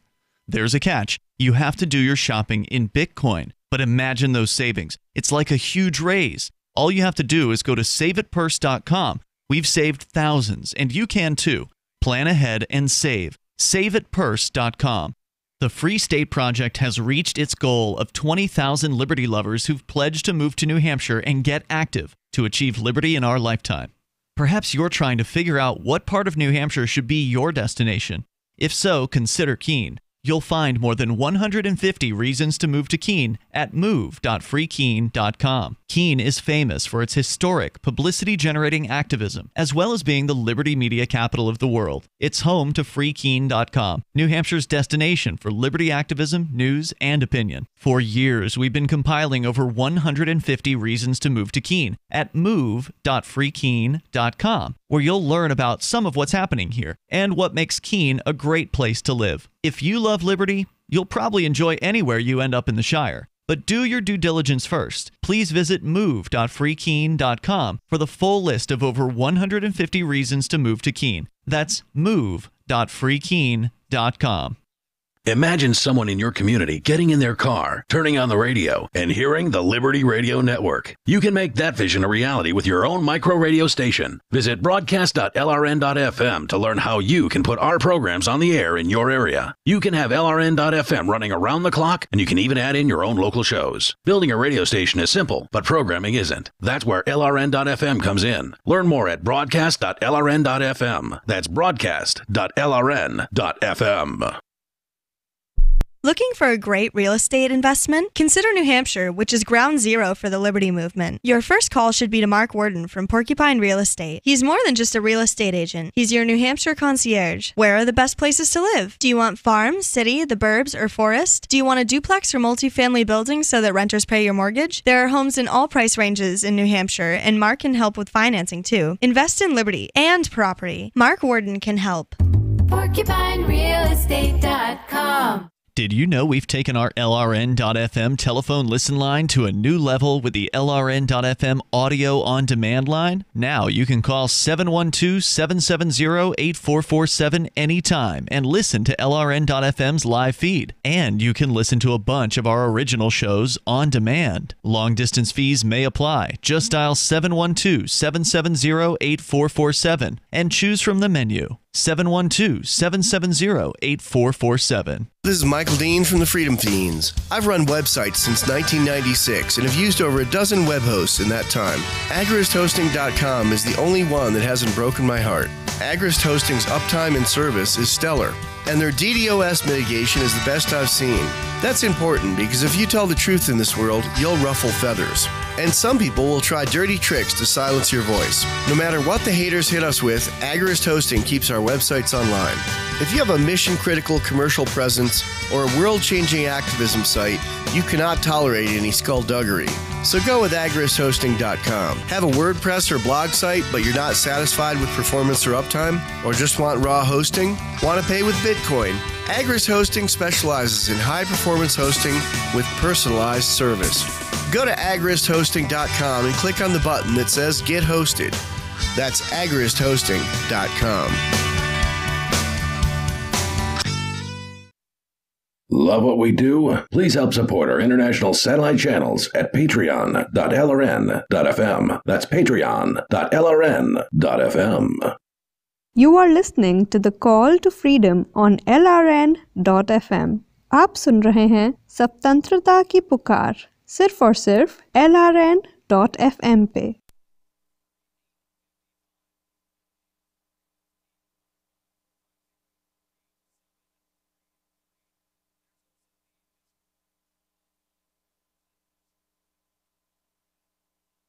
We're talking about court stuff. Legal fun stuff. Yeah. Anyway, so EA is pissing Aria off. Basically. No, what pisses me off about EA, right, is that we have this platform on PC gaming called Steam, and it's run by a relatively benign company called Valve, who generally doesn't do a bunch of evil things. But then you have EA who's like, no, we don't want to give Valve any of our money. So we're going to release this thing called Origin, which is based on a company that we acquired back in the 80s that spent a decade fighting against us and mocking us and laughing at us and calling us, you know, the Satan of gamings. But we ultimately bought them out and acquired them. And we're going to just butcher their name and release this Steam wannabe, and we're going to call it Origin. And we're going to, you know, screw over the gaming population by making sure that all EA games on PC are only available through Origin. So when I bought, what was it? Dragon Age Inquisition. Interesting. I had to install this horrible monster. I had to give my computer AIDS, basically, in order to play Dragon Age Inquisition. Instead of just, you know, I've got going it on through my Steam. I have it on my Xbox. All right. So it exists on Xbox. Dragon's Age. Oh, and Inquisition, all of them. Like you can get, I thought you were talking about Origin. So wait a minute, I got a question. You can probably find Origins on the 360. As a non-gamer, can you get games anymore that are not from the Steam or? You can. There's a website called whatever? Good Old Games. I would love to plug them. Oh, yeah, that's GOG. I'm familiar with them. GOG.com. But those are only old games, right?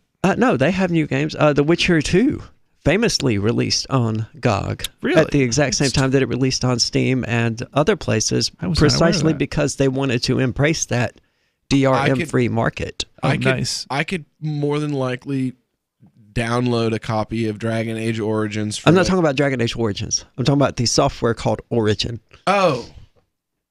Because you kept saying which Dragon Age were you wanting to play, though? Inquisition, the newer one. I have it, but I had to give my computer cancer in order to play it. Again. And then find out that the one time in my entire gaming history, the specs on the back of the box actually meant something. Because I had, because I had a single core CPU at the time. It was a 4.5 gigahertz CPU. But I mean, technically, I surpassed the minimum specs. But it was like dual core required in order to play this game. Well, come to find out. No, I did have a dual core. It said it was a quad core that was required. It came to find out that it was hard-coded to not even load the game if your CPU had 2 or fewer cores. I get you a copy Yeah, of Dragon Age Inquisition on Xbox One for $7. I have it on PC. Yeah, I know. I'm just saying you don't have to give your PC aids. You could just be normal and play it on console like normal people. Well, she's already infected, right? Yeah. You know, It's on the penis. It has the AIDS. It's got the AIDS. But I will give. I thought you only got your computers. The computers only got STDs from going to porno websites. Well, that too. But in EA's credit, they did have a better refund policy than Steam. You could refund your game for any reason for up to 14 days, no matter how long you had played it. Where Steam says you have to have played it a maximum of 2 hours in order to get a refund. And EA did give away. You play the game for 2 hours before they'll give you a refund? No, you can't have played it. I worded that badly, but you okay. can't have played it for more than 2 hours. I can beat Madden in 2 hours. But you have to buy Madden first. And who wants to do that? But EA's is better. You can have it for, I think it may even be 7 days now. And you can play it as much as you want, but as long as you're within that time frame, you can return it. And they did give away free games. I got Ultima 8 Pagan for free from EA. I got one of the stupid honor battle games. I don't remember which one. Pacific Assault, whatever that is. Mm-hmm. I got 5 or 6 games for them for free before they freaking discontinued it. So screw them on that. And of course, it was largely because of Origin that Spore became the most pirated video game in history. And it's not even a good game. Right? That's funny. It was just easy to bootleg. Well, EA had said something really, really restrictive about this DRM or something like that. It was like the precursor to the latest release of SimCity, and it pissed off the entire PC gaming world. So when it came out, everybody just pirated it. They're like, screw you then. I think they had said that it couldn't be done, that they were going to finally get the pirates, or that, no, they said that PC gamers were all pirates, which is probably true, but you don't say that, right? Okay, now this sounds cool, though. It says that the AI can also be used to make unique scores for new environments, which are merged with the motifs of enemies or allies who may also be present. In addition, imagine that as the action gets more intense, the pace of the music picks up to match. I don't want robots writing music. Using cloud-based gaming technologies nominally similar to the type that Google is also testing will apparently enable games to, quote, break from the limitations of individual systems by bypassing processing performance using a series of servers rather than a single one connected to the player's console or PC. This all sounds impressive on paper. No, what it sounds like is they work around a way to spoon feed DRM to the public. That's what it sounds like. Oh, well, you have to have your game licensed through us in order to be able to play it, because we have all of these awesome things that no one asked for and that nobody wanted, but you have to have them now. Moss gave no indication of a timetable, only saying that we should, quote, check back here for regular updates. And while all these innovations and buzzwords sound impressive, it's worth noting that EA's stock is at an 18-month low. So this could just be a way to try to build a little bit of hype. So, I mean, if they want to build some hype, stop releasing, completed trilogies, new games into completed trilogies like Mass Effect Andromeda. Yeah. And the upcoming Dragon Age, whatever it's going to be, that they haven't said anything about. Oh, yeah, of course. Another trilogy. Well, see, they bought BioWare the same way that they bought Origin, so they're going to ride that whore until she's, beat it till it stops bleeding money. That's what they do, man. Beat it till it stops bleeding money. That's why I was concerned when Activision purchased Blizzard, because they did the same thing. I mean, that's why I was worried when Disney bought Star Wars. Oh, and they are doing it. And boom, they're like, you know what? We're going to Definitely. stop. Well, they're not going to make any more Star Wars films for a little while. So we're not going to make any more Star Wars movies for a little while. Probably makes sense. This horse has stopped bleeding money. We spent more money on the last 2 movies than we made on them. It reminds me of Konami's brilliant idea a few years ago to have the month of Silent Hill, where they released 3 Silent Hill games in a single month. Yeah, because nothing sells like market oversaturation, right? For real. Like, I know when I buy a Silent Hill game that I want to spend the next 14 months beating that Silent Hill game. I don't have time to. These clowns release 3 of them in the same month. It's like releasing three Elder Scrolls games in the same month. Well, I don't know. It's like, how much time do you have and how much pot do you have? If they were all as easy as Dragons as Skyrim was, then maybe they probably could get away with it. Because, yeah, I could put away 3 new main storylines in a month from if they were as easy as the Skyrim one was. I could, but I wouldn't want to. I don't know. I really like Elder Scrolls storylines, man. Especially if I can seamlessly I don't know what it is I like about Elder Scrolls, come to think of it. If I could seamlessly move my character from one game into the next, like in Dragon Age and Mass Effect. Yeah, then I would just be tickled pink. It'd be the only time you'd catch me in pink.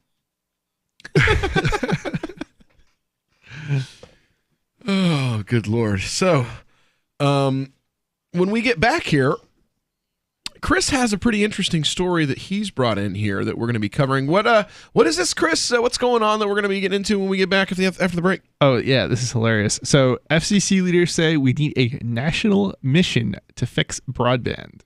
A national mission. To fix rural broadband. Oh, yeah, did I leave that out? Yes. Yeah, rural broadband. I can't wait to talk about that because guess what? I grew up in the sticks, and my family all live in the sticks. And we can definitely have a conversation about the need for upgrades in rural everything. You know, I mean, the town I live. Well, we'll talk about it when we get back here on the Call to Freedom here on LRN.FM.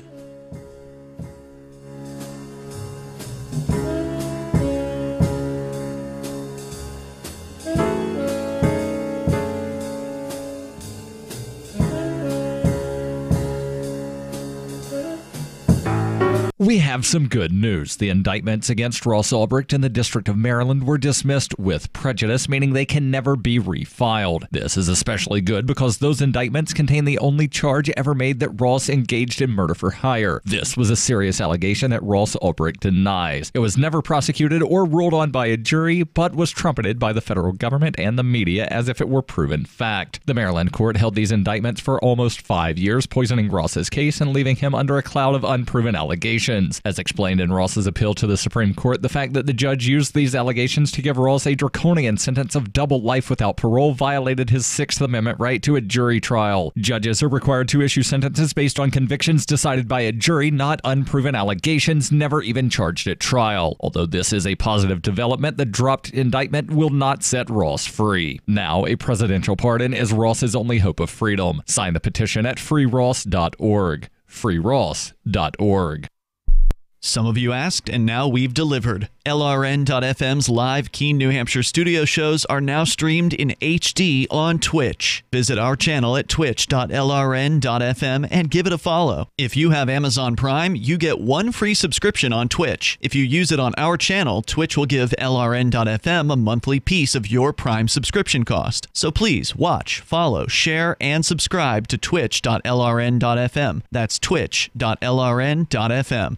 Are you tired of governments murdering people around the world? Stop using their money. There is an alternative. Bitcoin is a stateless, free market, non-political currency. Bitcoin cannot be inflated or controlled by any government. By using their money, you are helping the state. Stop doing it. You have an incredible alternative available now. Learn it, use it, spread it. Get started with Bitcoin at bitcoin.com. That's bitcoin.com. More of the Call to Freedom is coming up next, live after the news on the Liberty Radio Network at LRN.FM. From Keene in the Shire, the Liberty Media capital of the world, this is Daryl W. Perry, host of FPP Radio News for Tuesday, October 30th, 2018. Silver is trading at $14.42 per ounce. Gold is valued at $1,223 per ounce. Zen is trading at $13, and the average price of Bitcoin is $6,311. Antiwar.com reports on what is being described as a major surge. The Trump administration is planning to add on to 800 troops sent to the border last week, with another 5,200 troops who are all expected to reach the Mexican border within the week. As before, these troops are expected to join a force of 2,000 National Guard members already providing nebulous support for border enforcement, with the expectation of a substantial migrant caravan arriving at some point in the near future. President Trump has termed the caravan from Central America a national emergency. On Monday, he further described them as an invasion of our country and very bad people. The new deployment will include even more helicopters and planes to get forces to remote areas. Exactly what they will be doing isn't entirely clear. Homeland Security Secretary Christian Nielsen says there has been no decision yet to have the troops just shoot any immigrants who try to cross the border. She has, however, said the U.S. has every right to do so. The Pentagon is being particularly vague about what they're doing, insisting it will be legal under the Posse Comitatus Act, but mostly referring questions to previous Twitter statements by the president. When you hear the word lobbyist, you probably think about greedy corporations, but not all lobbyists are the same. Some are fighting for the freedoms you hold dear. Liberty Lobby LLC is doing just that in New Hampshire, working hard to represent you, not some special interest group. You can help by going to libertylobby.info, where your contribution will give us the tools we need to ensure that your voice is heard. UPI reports the social media platform Gab has been taken offline after it was connected to the Pittsburgh synagogue shooting that killed 11 people over the weekend. Authorities said suspect Robert Bowers used Gab in rants against Jewish followers and illegal immigration. He faces multiple state and federal hate crime charges. Since the attack on Saturday, PayPal has banned the site, and Gab's domain registrar, GoDaddy, moved to end its relationship. Gab said in a statement Monday it's helped the U.S. Department of Justice and FBI in its investigation. Gab CEO Andrew Torba said, because of the data we provided, they now have plenty of evidence for their case against Bowers. We are the most censored, smeared, and no-platform startup in history, which means we are a threat to the media and to the Silicon Valley oligarchy, adding Gab isn't going anywhere. As we transition to a new hosting provider, Gab will be inaccessible for a period of time. We're working around the clock to get Gab.com back online. Thank you, and remember to speak freely.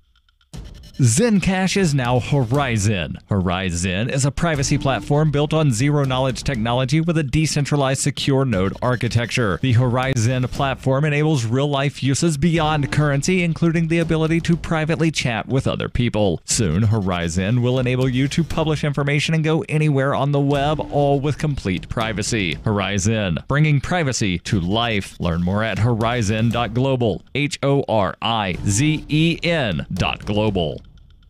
Reuters reports President Donald Trump's administration asked the U.S. Supreme Court on Monday to postpone a trial set for November 5th that will examine the legality of its decision to ask people taking part in the 2020 U.S. Census whether they are U.S. citizens. The administration is asking for the trial to be placed on hold until the Supreme Court resolves a dispute over evidence, including whether Commerce Secretary Wilbur Ross, whose department oversees the U.S. Census Bureau, can be forced to answer questions about the politically charged decision. On Friday, Manhattan U.S. District Judge Jesse Furman and a federal appeals court both refused to postpone the trial. Furman said a stay of the trial was not warranted and could hinder a final resolution of the case before the government begins printing the census forms next year. The lawsuit, brought by 18 states and a number of cities and counties, was spearheaded by Democratic officials. It is consolidated with another suit by several immigrant rights groups accusing the administration of discrimination against non-white immigrants. Critics of the census question have said it will deter people in immigrant communities from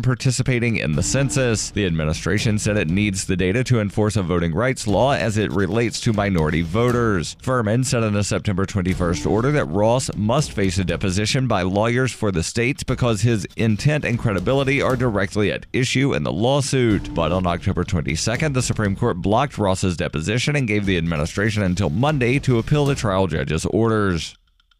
This has been FPP Radio News, online at fppradio.com. Like most married couples, Dale and Barbara Patterson like to shake things up from time to time. The couple of 12 years says they've been able to keep their relationship spontaneous and interesting by bickering in all sorts of different positions and even different rooms. There was a while there when our petty nitpicking got pretty predictable. Dale would finish harping on some stupid bullshit first, and before I had time to get a word in, he would just let out a groan, roll over, and fall asleep. Now he really takes his time ripping me a new one over every little thing. Maybe we'll just pounce on each other the second we get home from work in the evening. And then just go right back at it in the morning. I mean, sometimes we'll look at each other directly in the eyes when we're having an argument. Other times she turns her back on me and I just scream at her from behind. We're not exactly shy about doing it in public anymore. Dale gets pretty worked up when there are people around who could be watching or listening. I still can't believe you forgot. Not now. Oh, come on. I said not now. Oh, what? Don't even. Don't even what? I asked. This is the Onion News Network. You are listening to the Call to Freedom on LRN.FM. Unasikiliza wito wa uhuru katika LRN.FM.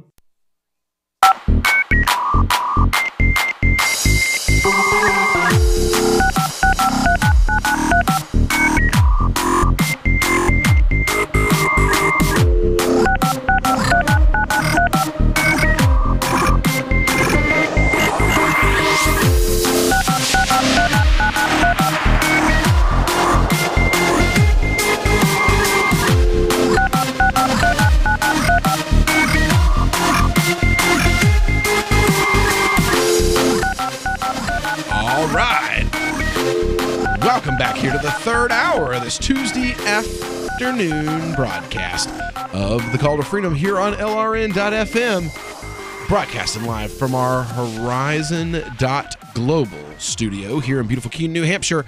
And Chris has brought a story in for us today.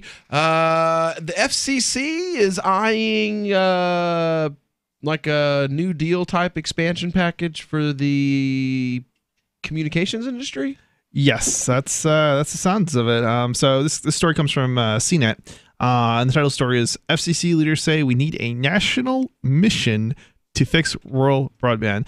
And I just national mission is like in quotes here, and all I can think of is they basically want to create a wealth redistribution program to take money from people who are not willing to give it, the taxpayer, to people who basically can't afford the $100,000 it's going to cost to probably run a line to the middle of nowhere where they live. So, well, I mean, it's worse than that. The broadband companies like Comcast, even if you have the $100,000 to spare, they won't do it. Yeah, it's true. It's yeah. So, all right, let's see here. Where does this story actually start? So Democrats and Republicans in Washington can't agree on much of anything these days. One thing, except to spend money. Yeah. One thing they do agree on, the digital divide, undercutting rural America, needs to be fixed. Yeah, I have a better fix, I think. Why don't we just pay to relocate the people in these rural areas into like towns, because there's no cost-effective way to do this. But that's why it's not there. Yeah. If it was cost-effective, they would already have broadband. Yeah. But figuring out the details of achieving this goal is where the two sides diverge. Well, you know, the funny thing is, in some rural areas, they actually do have broadband access, but it's not via laying wires. It's via, and I know this is not like good broadband or full broadband or unlimited broadband, but there are things like satellite and there are things like wireless technologies that can be utilized. I've used those. That are much cheaper. I know they're not great, but well, they're significantly better than worse dial-up. than not great. I don't know how much better than dial-up they really are. I've played World of Warcraft I know both what you over mean. HughesNet satellites and over dial-up. Well, okay, so for And gaming, between the it's two- going to be terrible. For VoIP, it's going to be terrible. But for general browsing and email and things like that, it should be better. And except for video the data caps. Right. That's true. HughesNet puts you at 350 megabytes a day. Wild Blue puts you at 17 gigabytes a month. Both of those really easy to fly through, quite by accident. Yeah, and you're probably the type of person who shouldn't be in a rural area. You think? All right, let's continue. Hence why I am now in Keene and not in rural Mississippi. Well, Keene is rural. I'm sorry. Keene is a town of 18,000 people. No, this is it's rural. 23,000. It's urban. Okay, 23. It's not urban. It's not urban and it's not rural. There is an in between. I don't remember what the word is. It's a town. But there were three distinct categories that we learned about when we were in school. It was rural, urban, we have and multiple something else. multiple broadband options in Keene. So Keene has money though. A lot of towns of 18,000 don't. Typically, a town of this size is going to have cable and DSL service available to it. Sure. Now, I will give you that they probably won't have fiber unless there is a government program involved, or at least it won't be widespread. And that's kind of how it is in Keene. So Keene's kind of unusual in that it does actually have sort of a fiber option in some places at very high prices. So yeah, let's continue. As anyone who has ventured beyond major cities or population centers in the U.S. can tell you, the high-speed internet access is a luxury that millions of people don't experience. According to data, I think everyone should do that at least once because it's an interesting, insightful experience to drive across the United States and realize how... Oh yeah, I've done it many times. how insignificant the town you're from actually is. Well, not only that, but the fact that 97% of this country is BFE. Like, for real. 90% of America... Neither of us are familiar with that acronym. I'm sure I know what the F stands for. Yeah. BFE. Oh, yeah. Egypt. Yeah, Okay. It's in Egypt. That's yeah, right. I mean, it's nowhere. Yeah. You drive for 30 minutes and you pass a small town. You drive for another 30 minutes, you pass another little small town. Yeah. And then you drive for about another hour and you come across a city. And then it's nothing for 30 more minutes. You know what's crazy is, I'd say probably about half this country is in the middle of nowhere, but it's only about 10% of this country or less that doesn't have access to high-speed internet. Well, what is somewhere? So, okay, that would be my question. You say it's in the middle of nowhere, but what is somewhere? The lack of access to cable cabled versions like broadband. Yeah. Cable, fiber, or DSL is allowing the satellite internet providers to gouge the living daylights out of people. I know people that live in rural North Carolina. Yeah. And they pay $119 a month. Right? Yep. I get more gigs of internet service in my month of cell phone service than they get for $100 a month where they live. And it's because the satellite companies have a straight up monopoly. Like, there is nothing else. They don't have cable. Well, there's always at least two. There's Wild Blue and HughesNet. So, I mean, all right. So part of the problem though is limited. There's a limited amount of spectrum out there, and they're also limited in terms of like not so much what's available, but what they can actually utilize. So regulatory issues. So even if there's more spectrum available, they can't actually utilize it because it's not been licensed to them. There are other technologies that some ISPs use where you don't have that problem, but they require a direct line of sight. And in those places, I'm pretty confident, I'm pretty sure there's not a bandwidth limit. It's because it's using unlicensed spectrum, basically. I don't know pirate internet. No, it's not pirate internet. It's using you have to have a direct line of sight. I'm not that familiar with it. I'm guessing. I was just about to ask if you had any experience with that, given you were in a rural area. Well, yeah. I mean, so basically, you can get really high speeds if you have a direct line of sight over wireless on an unlicensed spectrum. I believe it's unlicensed. Well, is it a direct line of sight necessary because it utilizes the same technology of fiber, which is light waves? Because obviously that's going to provide much greater. It's radio. I believe it's radio waves, not light waves. But wow, it's very high speed. But again, direct line of sight. So if there's a tree in the way, ain't gonna work. But it's a lot cheaper than if a raindrops fall in the wrong way, your internet is disconnected at least temporarily. My mom possibly. lives I'm not entirely sure. North Fort Myers and has no access to broadband internet. In North Fort Myers. Yeah, we had none in Sarah, Mississippi. Okay, this is Fort Myers. It's a coastal city. It's as big as Knoxville. It's at least the size of Manchester. It's, and you know, they don't have access. She has to have it. She gets 4 gigs a month or 7 gigs a month. Of what? For over her cellular? No. How is she connected to the internet? That's a super low number. Yeah. How is she connected to the internet? Satellite. It's through Dish Network. It's a part of her bundle. Oh, interesting. Yeah. That's what I'm saying. For like $100 I don't know who extra Dish a is month. partnered with. I know that DirecTV is month. partnered with Wild Blue, and I don't think HughesNet They is must have partnered different with anyone. plans for satellite for internet access and caps and things. Everybody that I know pays an insane amount of money and can't watch 2 shows on Netflix. Of course not. Well, we abuse For bandwidth satellite. anyway because Satellite we are internet. constantly streaming things that we're going to watch again that would be far more economical to just download. I mean that's why we have these there's certainly bandwidth people issues.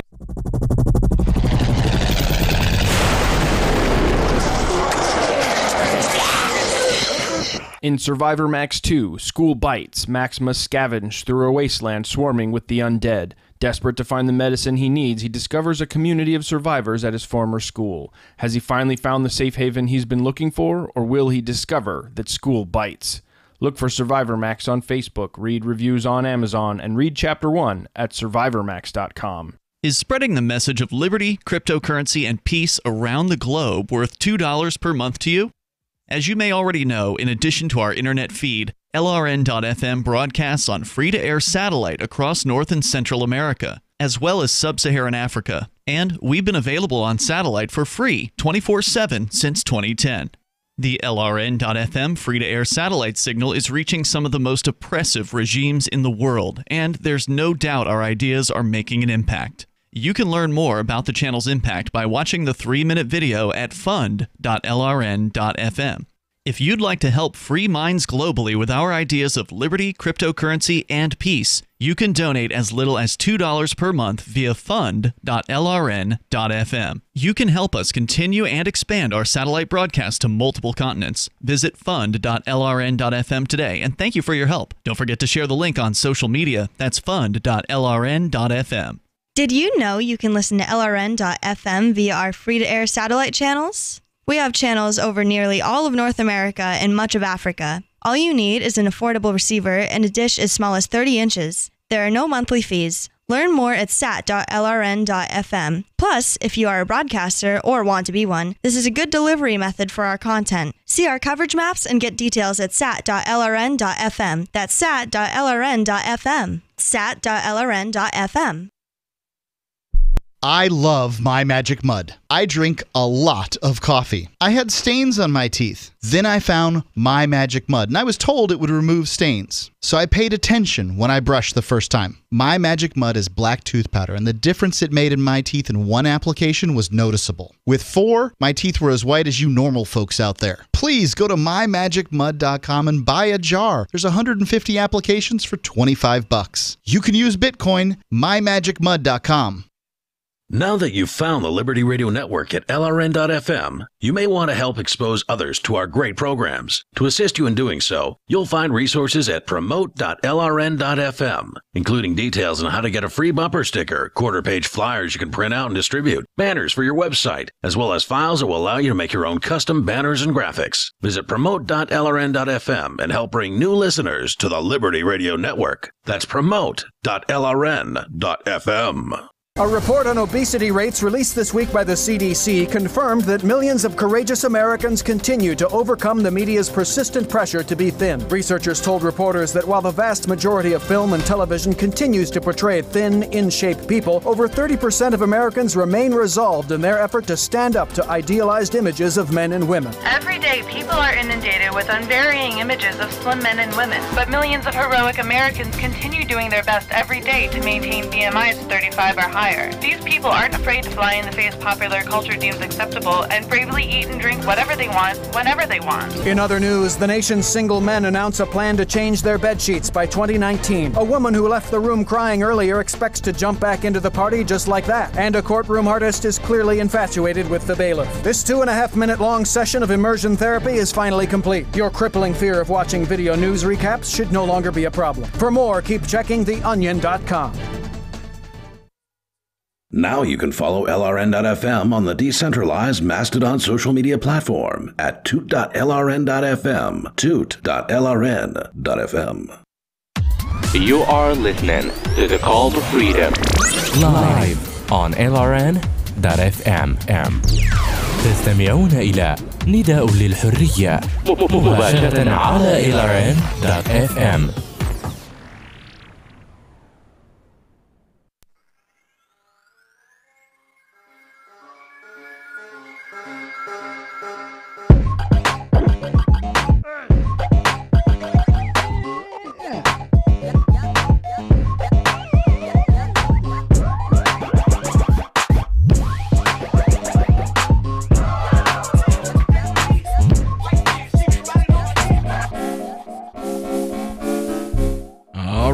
Welcome back into the Call to Freedom here on LRN.FM. We're working on the third hour of this Tuesday afternoon drive home broadcast. Joined in the studio this afternoon, well, evening now, by Mr. Chris Wade from ThinkPenguin.com and the Queen of Crypto herself, Miss Aria DiMezzo. And we're talking about horrible service. And I keep bringing up how the satellite companies are using the bad service to just rape the satellite internet customers like it's insane. Yeah, so I looked up what the dial-up usage is in the United States, and it's apparently 3%, which is a lot lower than I had guesstimated, which I guesstimated right, maybe 10%, based off just my company's sales of dial-up modems, right? Believe it or not. I know that where I lived in Tennessee, right, in Maryville, we found out that the lines in our neighborhood had been put in 1996, and that they were when internet first became a thing, and that they were trying to send like optic broadband or whatever across copper lines. And it was just, that was why our service was so bad. And then they came in and they put new lines in, and we had tons and tons of trouble for like 3-4 months with stuff conflicting with and sound on the lines, bleeding. I don't think it would be copper that you had. You probably had something else. Because copper is what you would want. That's what's normally installed. But there's something else that they were using for a while. All I know is it was put in 1996. Yeah, you probably, when they put the copper in, you ended up with DSL, which would have gotten you good service. But if you were too far from the junction box, then your service would have been not so great. So they probably put in a junction box, which, because you were too far from what's called the central office, would be my guess. Which then service might have improved, or there might have been other issues with breaks in the line and things that they needed to fix. Your number of 10% is probably accurate for the number of Americans who have no other alternative than dial-up, but that the number of actual dial-up users is only going to be 3% because most of these people probably don't even have a computer in their homes. Ooh, yeah, that's a good point. So, you talking about these rural people? Yeah, because the younger ones have all moved to the city. Well, no. Grandma's got a laptop. Grandma's got a computer. She just... Well, some of them do. She has to buy this horribly expensive... I mean, she's not watching Netflix because her internet service won't let her. And that's the way it is with my mom. You know, my mom's... Well, my grandmother has broadband, DSL, and she doesn't watch Netflix. My mom's like, I would watch and she Netflix. Uses one of those... My mom's probably got both boxes. My parents have it and have broadband access, and neither of them watch it. So... Yeah. Old people just in general are going to be on your traditional cable and satellite and they are. My mom and dad TV services.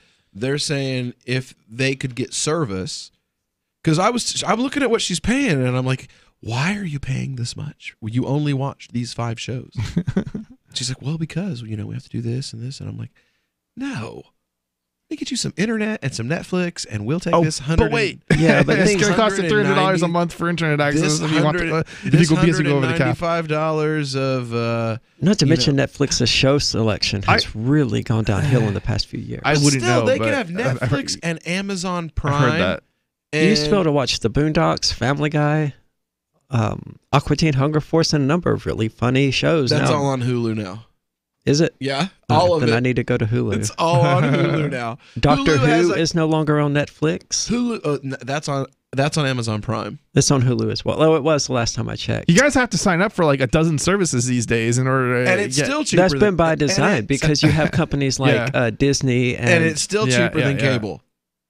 You're probably right. It's still cheaper than cable. I don't know if it's cheaper or not, but you get to is. choose what you watch. Amazon And Prime is that's $100 a month, right? So break that down. That's $100 a year. So you break that down. It has been going up though. That's $12 a month. It's up to $100. Before it was Okay. like $56. Okay. So $12 a month for Amazon, $12 a month for Netflix, $14 a month for Hulu. You now have all three services. You've spent a grand total of $40.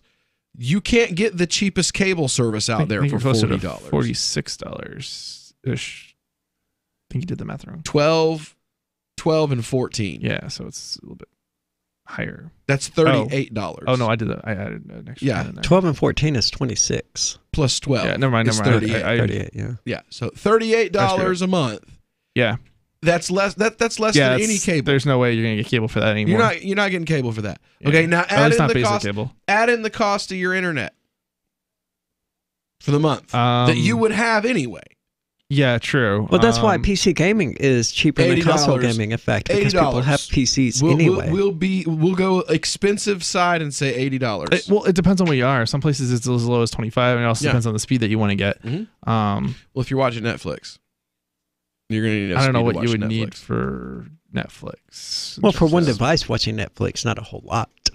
But if you're going to have like 4 televisions running Netflix, you're going to need some bandwidth. So I'm telling my mom, I'm like, look, get your internet, like, because we pay like $40 a month. So say $40 a month for your internet, right? It's $40 a month. Add $12 for your Netflix and $12 for. So now you're up to $24 plus $40. So it's $64 a month. Get rid of the $179 that you're paying now. Boom. And she's like, wow. Well, I'm stuck in a contract. For how long? For another year? Okay, so let's set you up. Let's figure it out. And maybe we can find a company to buy you out of your contract. And if we can't, then in a year, I'll just get you set up then. And we start calling around. There is no internet in her in where she lives. None. You have to get it through the satellite dish. Yikes. Yeah. You have to. There's no choice.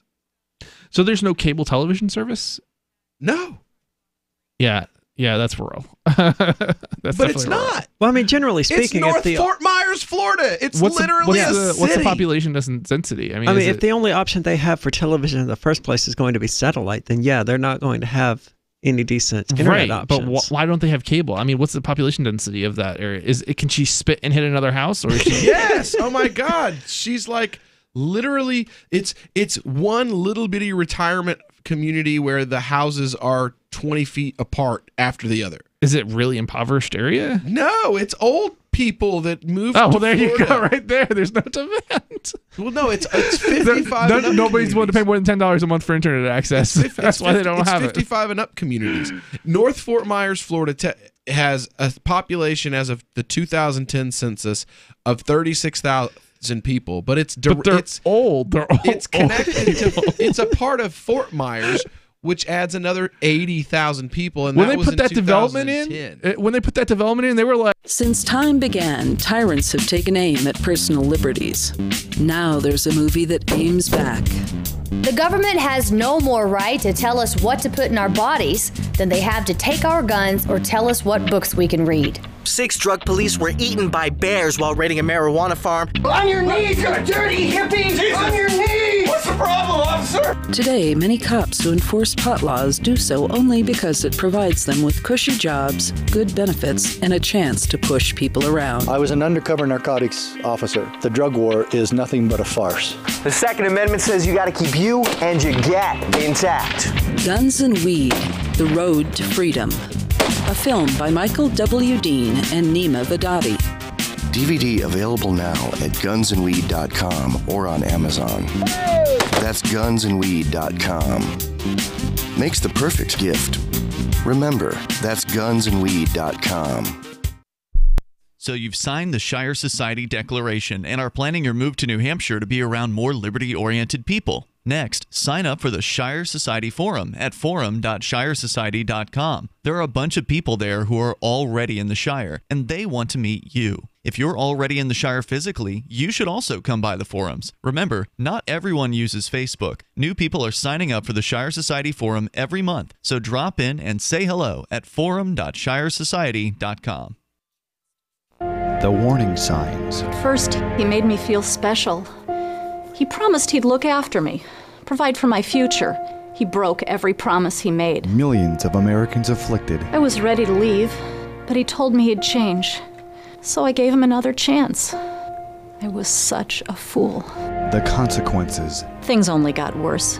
He started making my decisions for me. About my job, my kids' education, my money, my safety, my future. He took away my choices, but I kept going back to the same politicians. The diagnosis? Battered voter syndrome. I fell for the same old lies. They were just playing with my emotions, telling me what I wanted to hear. That's not right. If you're tired of the two-party system but want to support a principled Libertarian Party, check out the Libertarian Party of New Hampshire at lpnh.org. That's lpnh.org.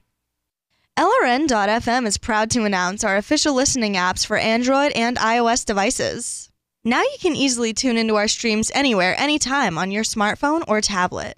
Just visit apps.lrn.fm or search for LRN.FM in the Android or Apple app stores.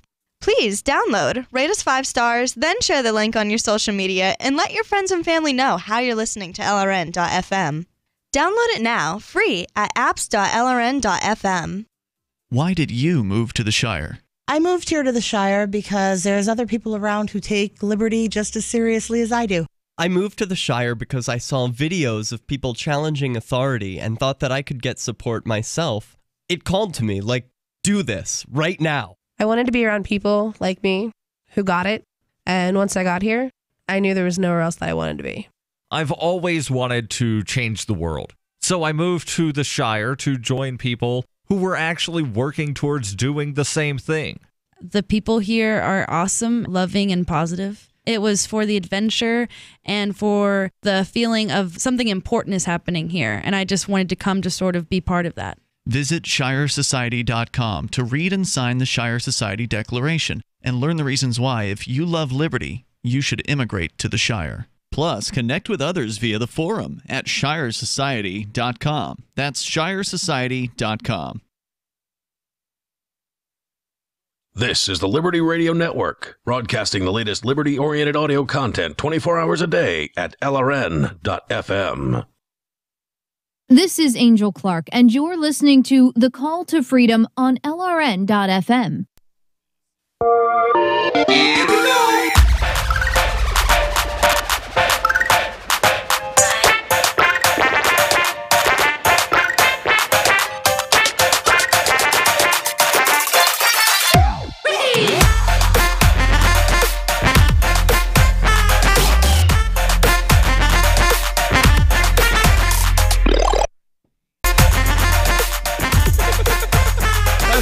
Anyway, what's up, guys? We're back. It is the Call to Freedom here on LRN.FM, and we are talking about, crap internet service out in the sticks, and it turns out, you don't really have to live in the sticks, because Fort Myers is a part of that, like Fort Myers, Sarasota. There's like a strip of cities going down the west coast of Florida, and seriously, there's no internet access in some of them at all. This is Florida, though. Yeah. Well, I mean, yeah, but They probably robbed the DSL guys who were trying to install it. I lived in the middle of the Ocala National Forest, like stripped the wire. the actual sticks. That guy has 100 pounds of copper in the back of his truck. Get him. I lived in the actual sticks, and we had broadband. We had broadband living in the actual sticks. We had cable living in the actual sticks. Was this in Tennessee? No, this was in Florida. Oh, in Florida. Okay. This was living in the Ocala National Forest in... Well, see, that's it. It was subsidized by the federal government. Right. Yeah, maybe. Oh, could be. I bet it was. Yeah. But we had that. But in North Fort Myers, which is a much more metro area, it's a city. It looks like city. It doesn't look like the sticks. Whereas where I live, well, I mean, there are places in Memphis that look like the sticks, and it's got a population of a few million. Really? That sounds like New Tampa. New Tampa is like in the country, but it's where all the middle class and like, it's not where the rich white people live. Well, I wouldn't really say it looked like it's where the sticks, people in that next tax bracket below the rich white people live. Does that make sense? Like Bartlett and Germantown in Memphis, yeah. Right. Yes. Exactly. Or Cordova. My wife's got a good not so friend much that lives Cordova. there, and they live in Bartlett. So. I miss Memphis. But it is nice to drive to work and not worry about getting shot at. Yeah, yeah, it is. It's nice. It's nice. Here, you just have to worry about ice. Yeah. Yeah. The ice. Yeah, you do got to be a little bit careful about the ice. Yep. Just get in the winter at least. Yeah, but at least the state of New Hampshire won't cooperate with them. Get some studded tires. That went nowhere, did it? No, not at all. Not at all. Because I don't like the way that the state of New Hampshire doesn't cooperate with ICE. They allow ICE to continue to operate within the state. Yeah. See, yeah, that's not cooperate. That's no, like, we should arrest them. Exactly. Yeah. Exactly. I'll get on board with this one. Yeah, we should arrest them. And if they resist, shoot them. The sheriff's officers in the jurisdictions where they set up these illegal roadblocks should arrest. It's their job. This would be such a great proposal to bring to the city. I mean, they are invaders. They don't ever set those roadblocks up here. If they did, I would totally take that to the city and be like, I want the sheriff of this town to arrest those people. And I bet you could get the liberals in this city behind it. I bet you could too. Seriously. It'd be the one time you would get the liberals in this town to actually work with libertarians. And it would be because of abolish ICE. I think it's literally the one thing that the left and libertarians should be working together on. Well, the left doesn't actually want to abolish ICE. They just want to have the catchphrase. Well, see, that's just it, though, is that when I talk to people on the left, if I talk to 10 of them, 7 of them really want ICE gone. They really want to abolish it. 3 don't. The problem is the 3 that don't are the ones that vote. And the 7 that do are, stoners. Or just don't have the time. They work 3 jobs to be able to live in their crappy 1-bedroom apartment, so that they're still lefties, and that's why they're lefties, is because they work 3 jobs to live in a crappy 1-bedroom apartment and totally don't understand that their leftist viewpoints is the reason why their apartment costs so much money that they need 3 jobs to pay for. That's so true. Oh, geez. Anyway, so back to the story. Yeah. What's more, the internet that rural Americans can access is slower and more expensive than it is for the urban counterparts. To add, well, no, because it's you're when you have to run a cable 100 miles to the middle of nowhere, it's going to cost more for internet access for one house. To add insult to injury, rural how did we handle this issue when we were providing electricity to rural subsidies? areas? So subsidies, theft. They redistributed money from the people with the taxes. Well, not only that, they stole land. They just said, we're putting in these lines and it's going through the middle of your farm, and now your farm is on 2 sides of a road that we're building to put in that's how the paved road was put in. I'm not worried about the paved road. I mean, the electricity running to people's houses, which is followed the paved road. That's what I'm saying is that they paved the roads in the region so that they could put the electricity in. Of course, I'm not advocating it. I was just curious how it went about, because the parallels are obvious. That's why the culture in the region changed so drastically, quote unquote, as my dad put it, when they put the paved roads in, is because the paved roads were put in so that the electricity trucks could drive down to put the damned electricity in to start with. I mean, go back 80 or 90 years and we could be reading this article right now about how electricity costs too much for rural people and they're still stuck using candles and crap. That's just it, though, is most rural peoples That's the next line, actually. Really? Yeah, well, hold on. Okay, the rural South is different because in the rural South, because of the TVA, electricity prices are very low, especially if you live in the rural mountain regions but of Tennessee. That's a government-funded project that brought cheap electricity to the South. To add insult to injury, rural residents generally earn less than those in urban areas.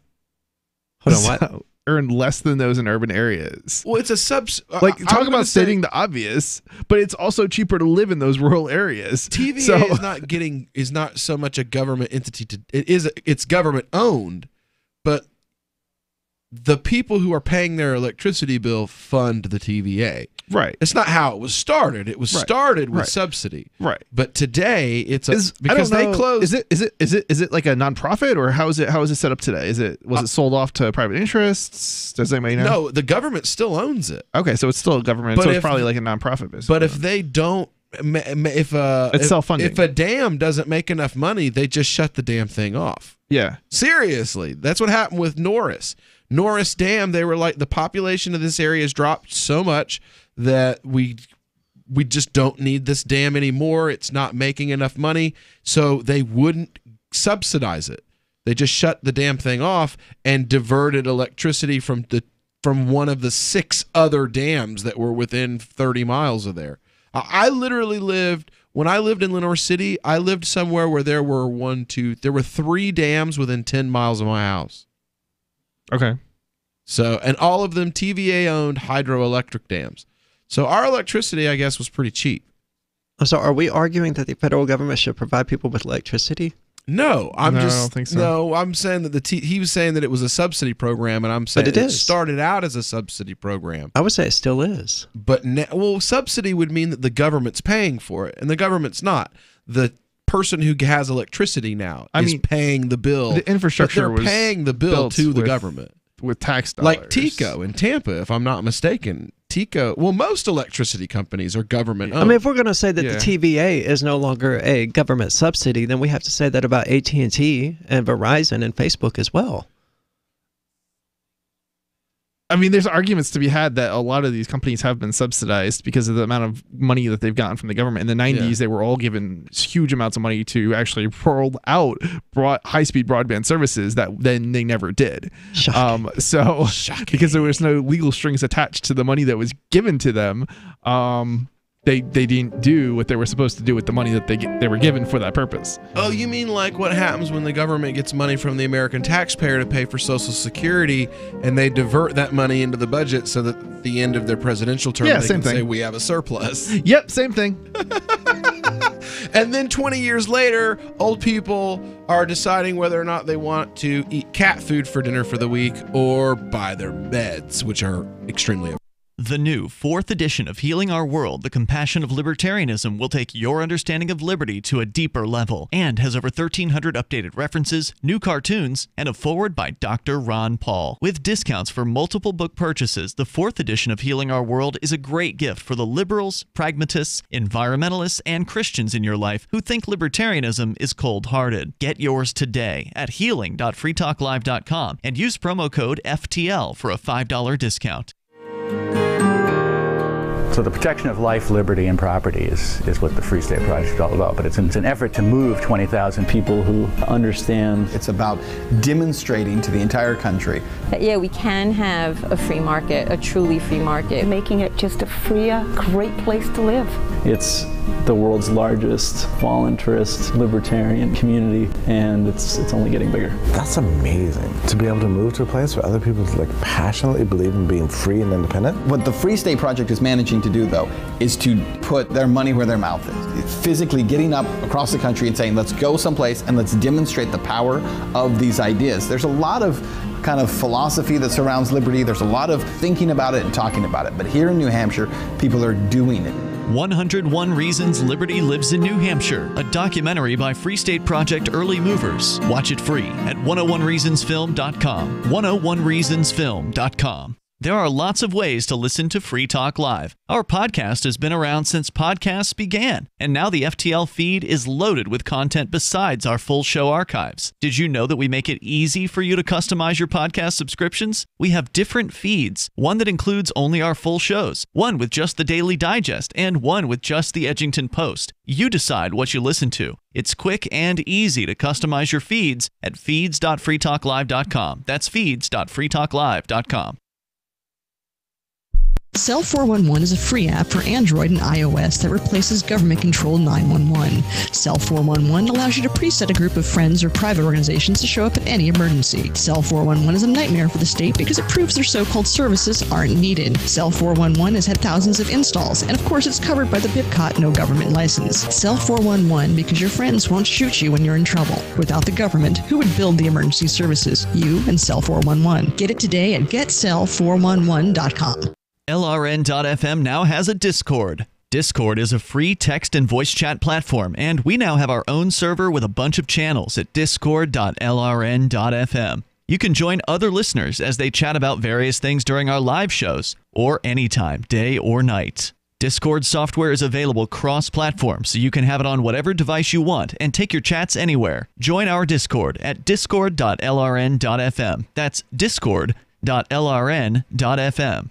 You know how annoying it is when someone keeps stopping mid-sentence as though he or she were asking you a series of questions? Avoid doing that. It sounds unnervingly tentative, and it imposes upon the listener to help you complete the thought. And if you're a job seeker, this alone could be a deal killer. An effective communicator sounds more confident. Complete the thought. Avoid making the listener impatient. With money and attention so scarce now, effective communication skills have never been more important.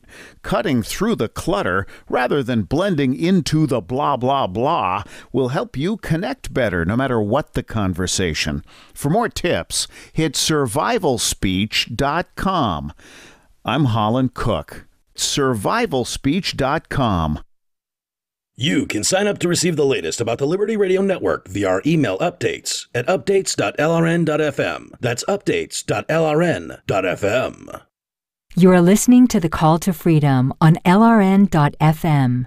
تستمتعون إلى برنامج نداء للحرية مباشرة على LRN.FM. Let's focus our discussion first on marijuana, okay? Marijuana has a very distinct smell, okay? I'm going to pass around just a little tiny bit, and I want you all to take a smell so you know when someone is smoking marijuana near you.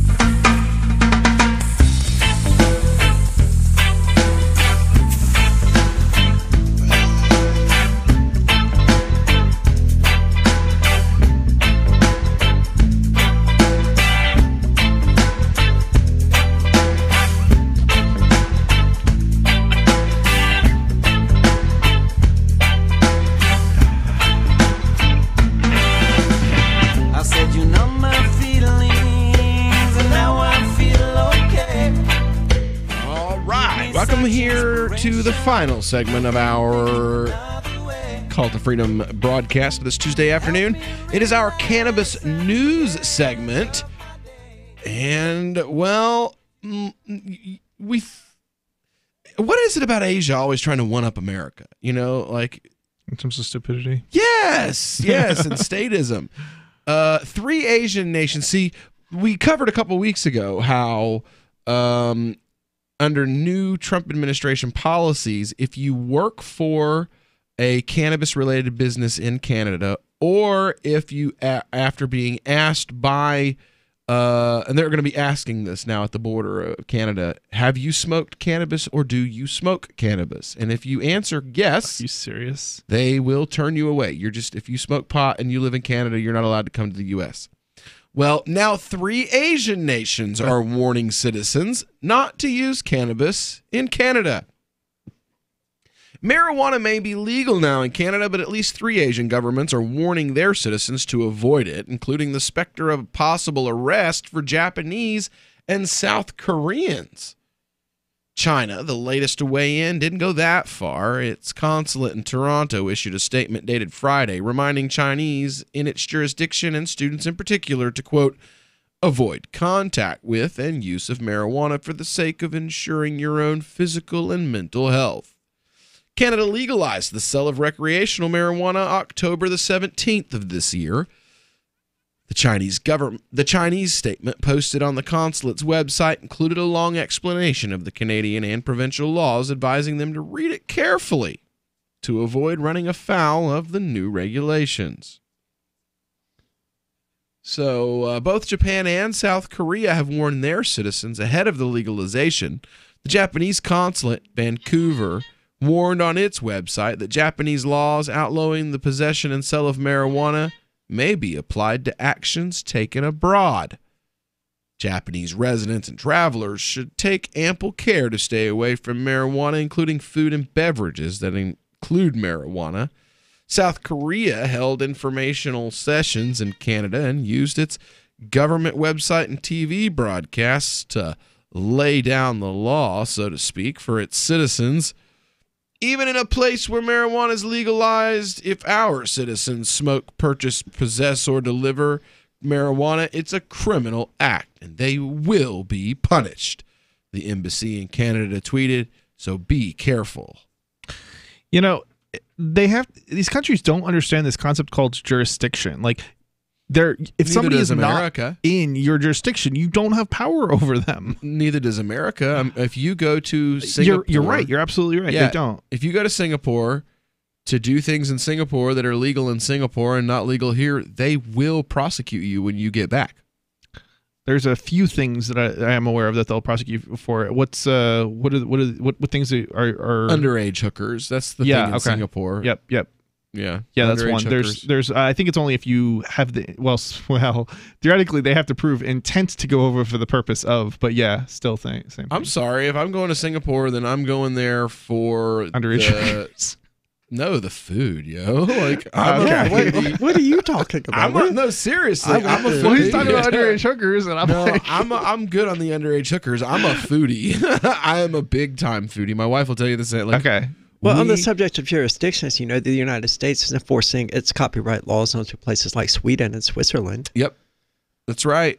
And if they don't bow, then they bow. Yeah, they bow, so we don't have to ask that question. Yeah, that's. But I think if we're talking about specifically, we're the reason the Pirate Bay's headquarters got raided. If we're talking about U.S. citizens going overseas to commit things that are not crimes overseas and then coming back, and then they crashed a car through the gate of a private residence in order to get what's his face. That's right, they did. Came.com? The idiot with Tour on their license plates. The guy, the Ferraris with the Tour license plates. Yeah, you're talking about was that it? Yeah, in Taiwan or whatever it was. Who are we talking about? The one with the 3D printed gun stuff. Oh, Cody Wilson. Cody Wilson. Cody Wilson. I don't know about him. They straight crashed a Jeep through the gate. Really? Yeah. Well, we sent we dropped bombs on Pakistan. Okay, we know that America has no jurisdiction. There is, America. Limit. Well, no, we have a law. We have what the world is a war zone law. It's by law. America has global jurisdiction to kill, maim, kidnap, whatever. If they decide they want to bomb the royal palace in Great Britain, then bend over, Queenie, because here comes a Hellfire missile. This is true. This is true. You know? Now, to cover your point, though, right? Neither statement from Japan or South Korea explained exactly how they might attempt to enforce their laws against smoking marijuana while abroad. Police and customs officials in South Korea did not answer any of our calls seeking comment. Both South Korea and Japan have very strict anti-drug laws. In Korea, smoking, buying, possessing, or delivering marijuana is punishable by 5 years in prison and a fine of up to $44,000. All right, I wonder how they enforce it is legal that. In North Korea. That's right. It is. If you can get it, at least. Yeah, I don't know if that can acquire it. I wonder how easy it is to get. Korea, yo, they grow it. North Korea? Yeah, you're probably right. It came from Asia, yo. Like, It didn't show up. It's not indigenous to Jamaica. It came with Indians to Jamaica. Okay. Most people don't realize that. It came with Indians. Indians brought the seeds with them. It was it's a religious sacrament for the holy festival called Bang. Bang Lassi is a drink that you make with cardamom and cinnamon and coriander pods and star anise. That's okay. The Western world has cocoa. And cream and butter and not tobacco, cannabis. I don't know how to make it or anything. I'm talking about the Western world. I don't know how to make it or anything. We may not have pot indigenous to us, but we do have cocaine, damn it. Yes, that is indigenous to South America, the coca plant. But they have something similar to it in Africa as well. I can't remember the name of it right now, but it's popular in like Somalia, Sudan. It's a leaf that they chew that gives them a pep. They have better coffee. And it's addictive too. Yes. Well, coffee was supposed to have originally come from Africa, from like Ethiopia. There's a story about the first time man drank coffee, about like an angel spoke to someone and told them how to roast the beans. And seriously, I can't remember the scholar's name, but I mean, I can show you. Like, there's a whole thing about it. Elephants ferment alcohol. Yeah. Elephants ferment alcohol. They do purposefully. Purposefully, yeah. That's pretty cool. It is. Wait, they ferment it like? You're not. Okay. I don't know I'm not going to ask how they ferment the technicalities of it. I just know they do it. They just figured it out. Yeah, interesting. That if they pile enough fruit in one spot, and can you imagine how much alcohol it takes to get an elephant buzzed? Yeah, right. But you know, the mice that are rolling around in that pit, they're doing just fine. So yeah, I'm with you. How are you going to enforce? Or are they going to drug test people when they get off the plane? Don't give them any ideas. Look, bro. If I can think it up, if I can think of it, how does Uber America Status do can it? think of it. I know. That's what they do in the military. So that's what I'm thinking. Is that they'll just do what they do in the military. If you, what is it? Where's Amsterdam? Norway. If you port in Norway, as soon as you get back on the ship, before they ever leave port, they hand you a cup. And if you fail the drug test, then you get off the boat there and find your own damn way home. Cool. And I'll just stay here, thanks. And they scuttle you out of the military. You're done. So what I'm assuming. So it's a win-win. So I'm assuming that Japan and South Korea will do the same thing. As soon as you get off the airplane, they will drug test you. And when you fail the drug test, they'll throw them Chanel No. 5s on you, and you can take a little ride into woo. And that'll be the end of you for a little while. 5 years for smoking a joint in Toronto. I want to know how big their prisons are. They get a whole lot bigger now. Anyway, we'll be back tomorrow. Oh, no, we'll be back on Thursday. We'll have a best of episode going on tomorrow. But don't go anywhere right now, because Free Talk Live is coming up next. Join Daryl W. Perry on Peace, Love, Liberty Radio as he brings you news, views, and opinions while promoting the ideas of peaceful interaction. My personal position on the death penalty is this. We know for a fact that there have been hundreds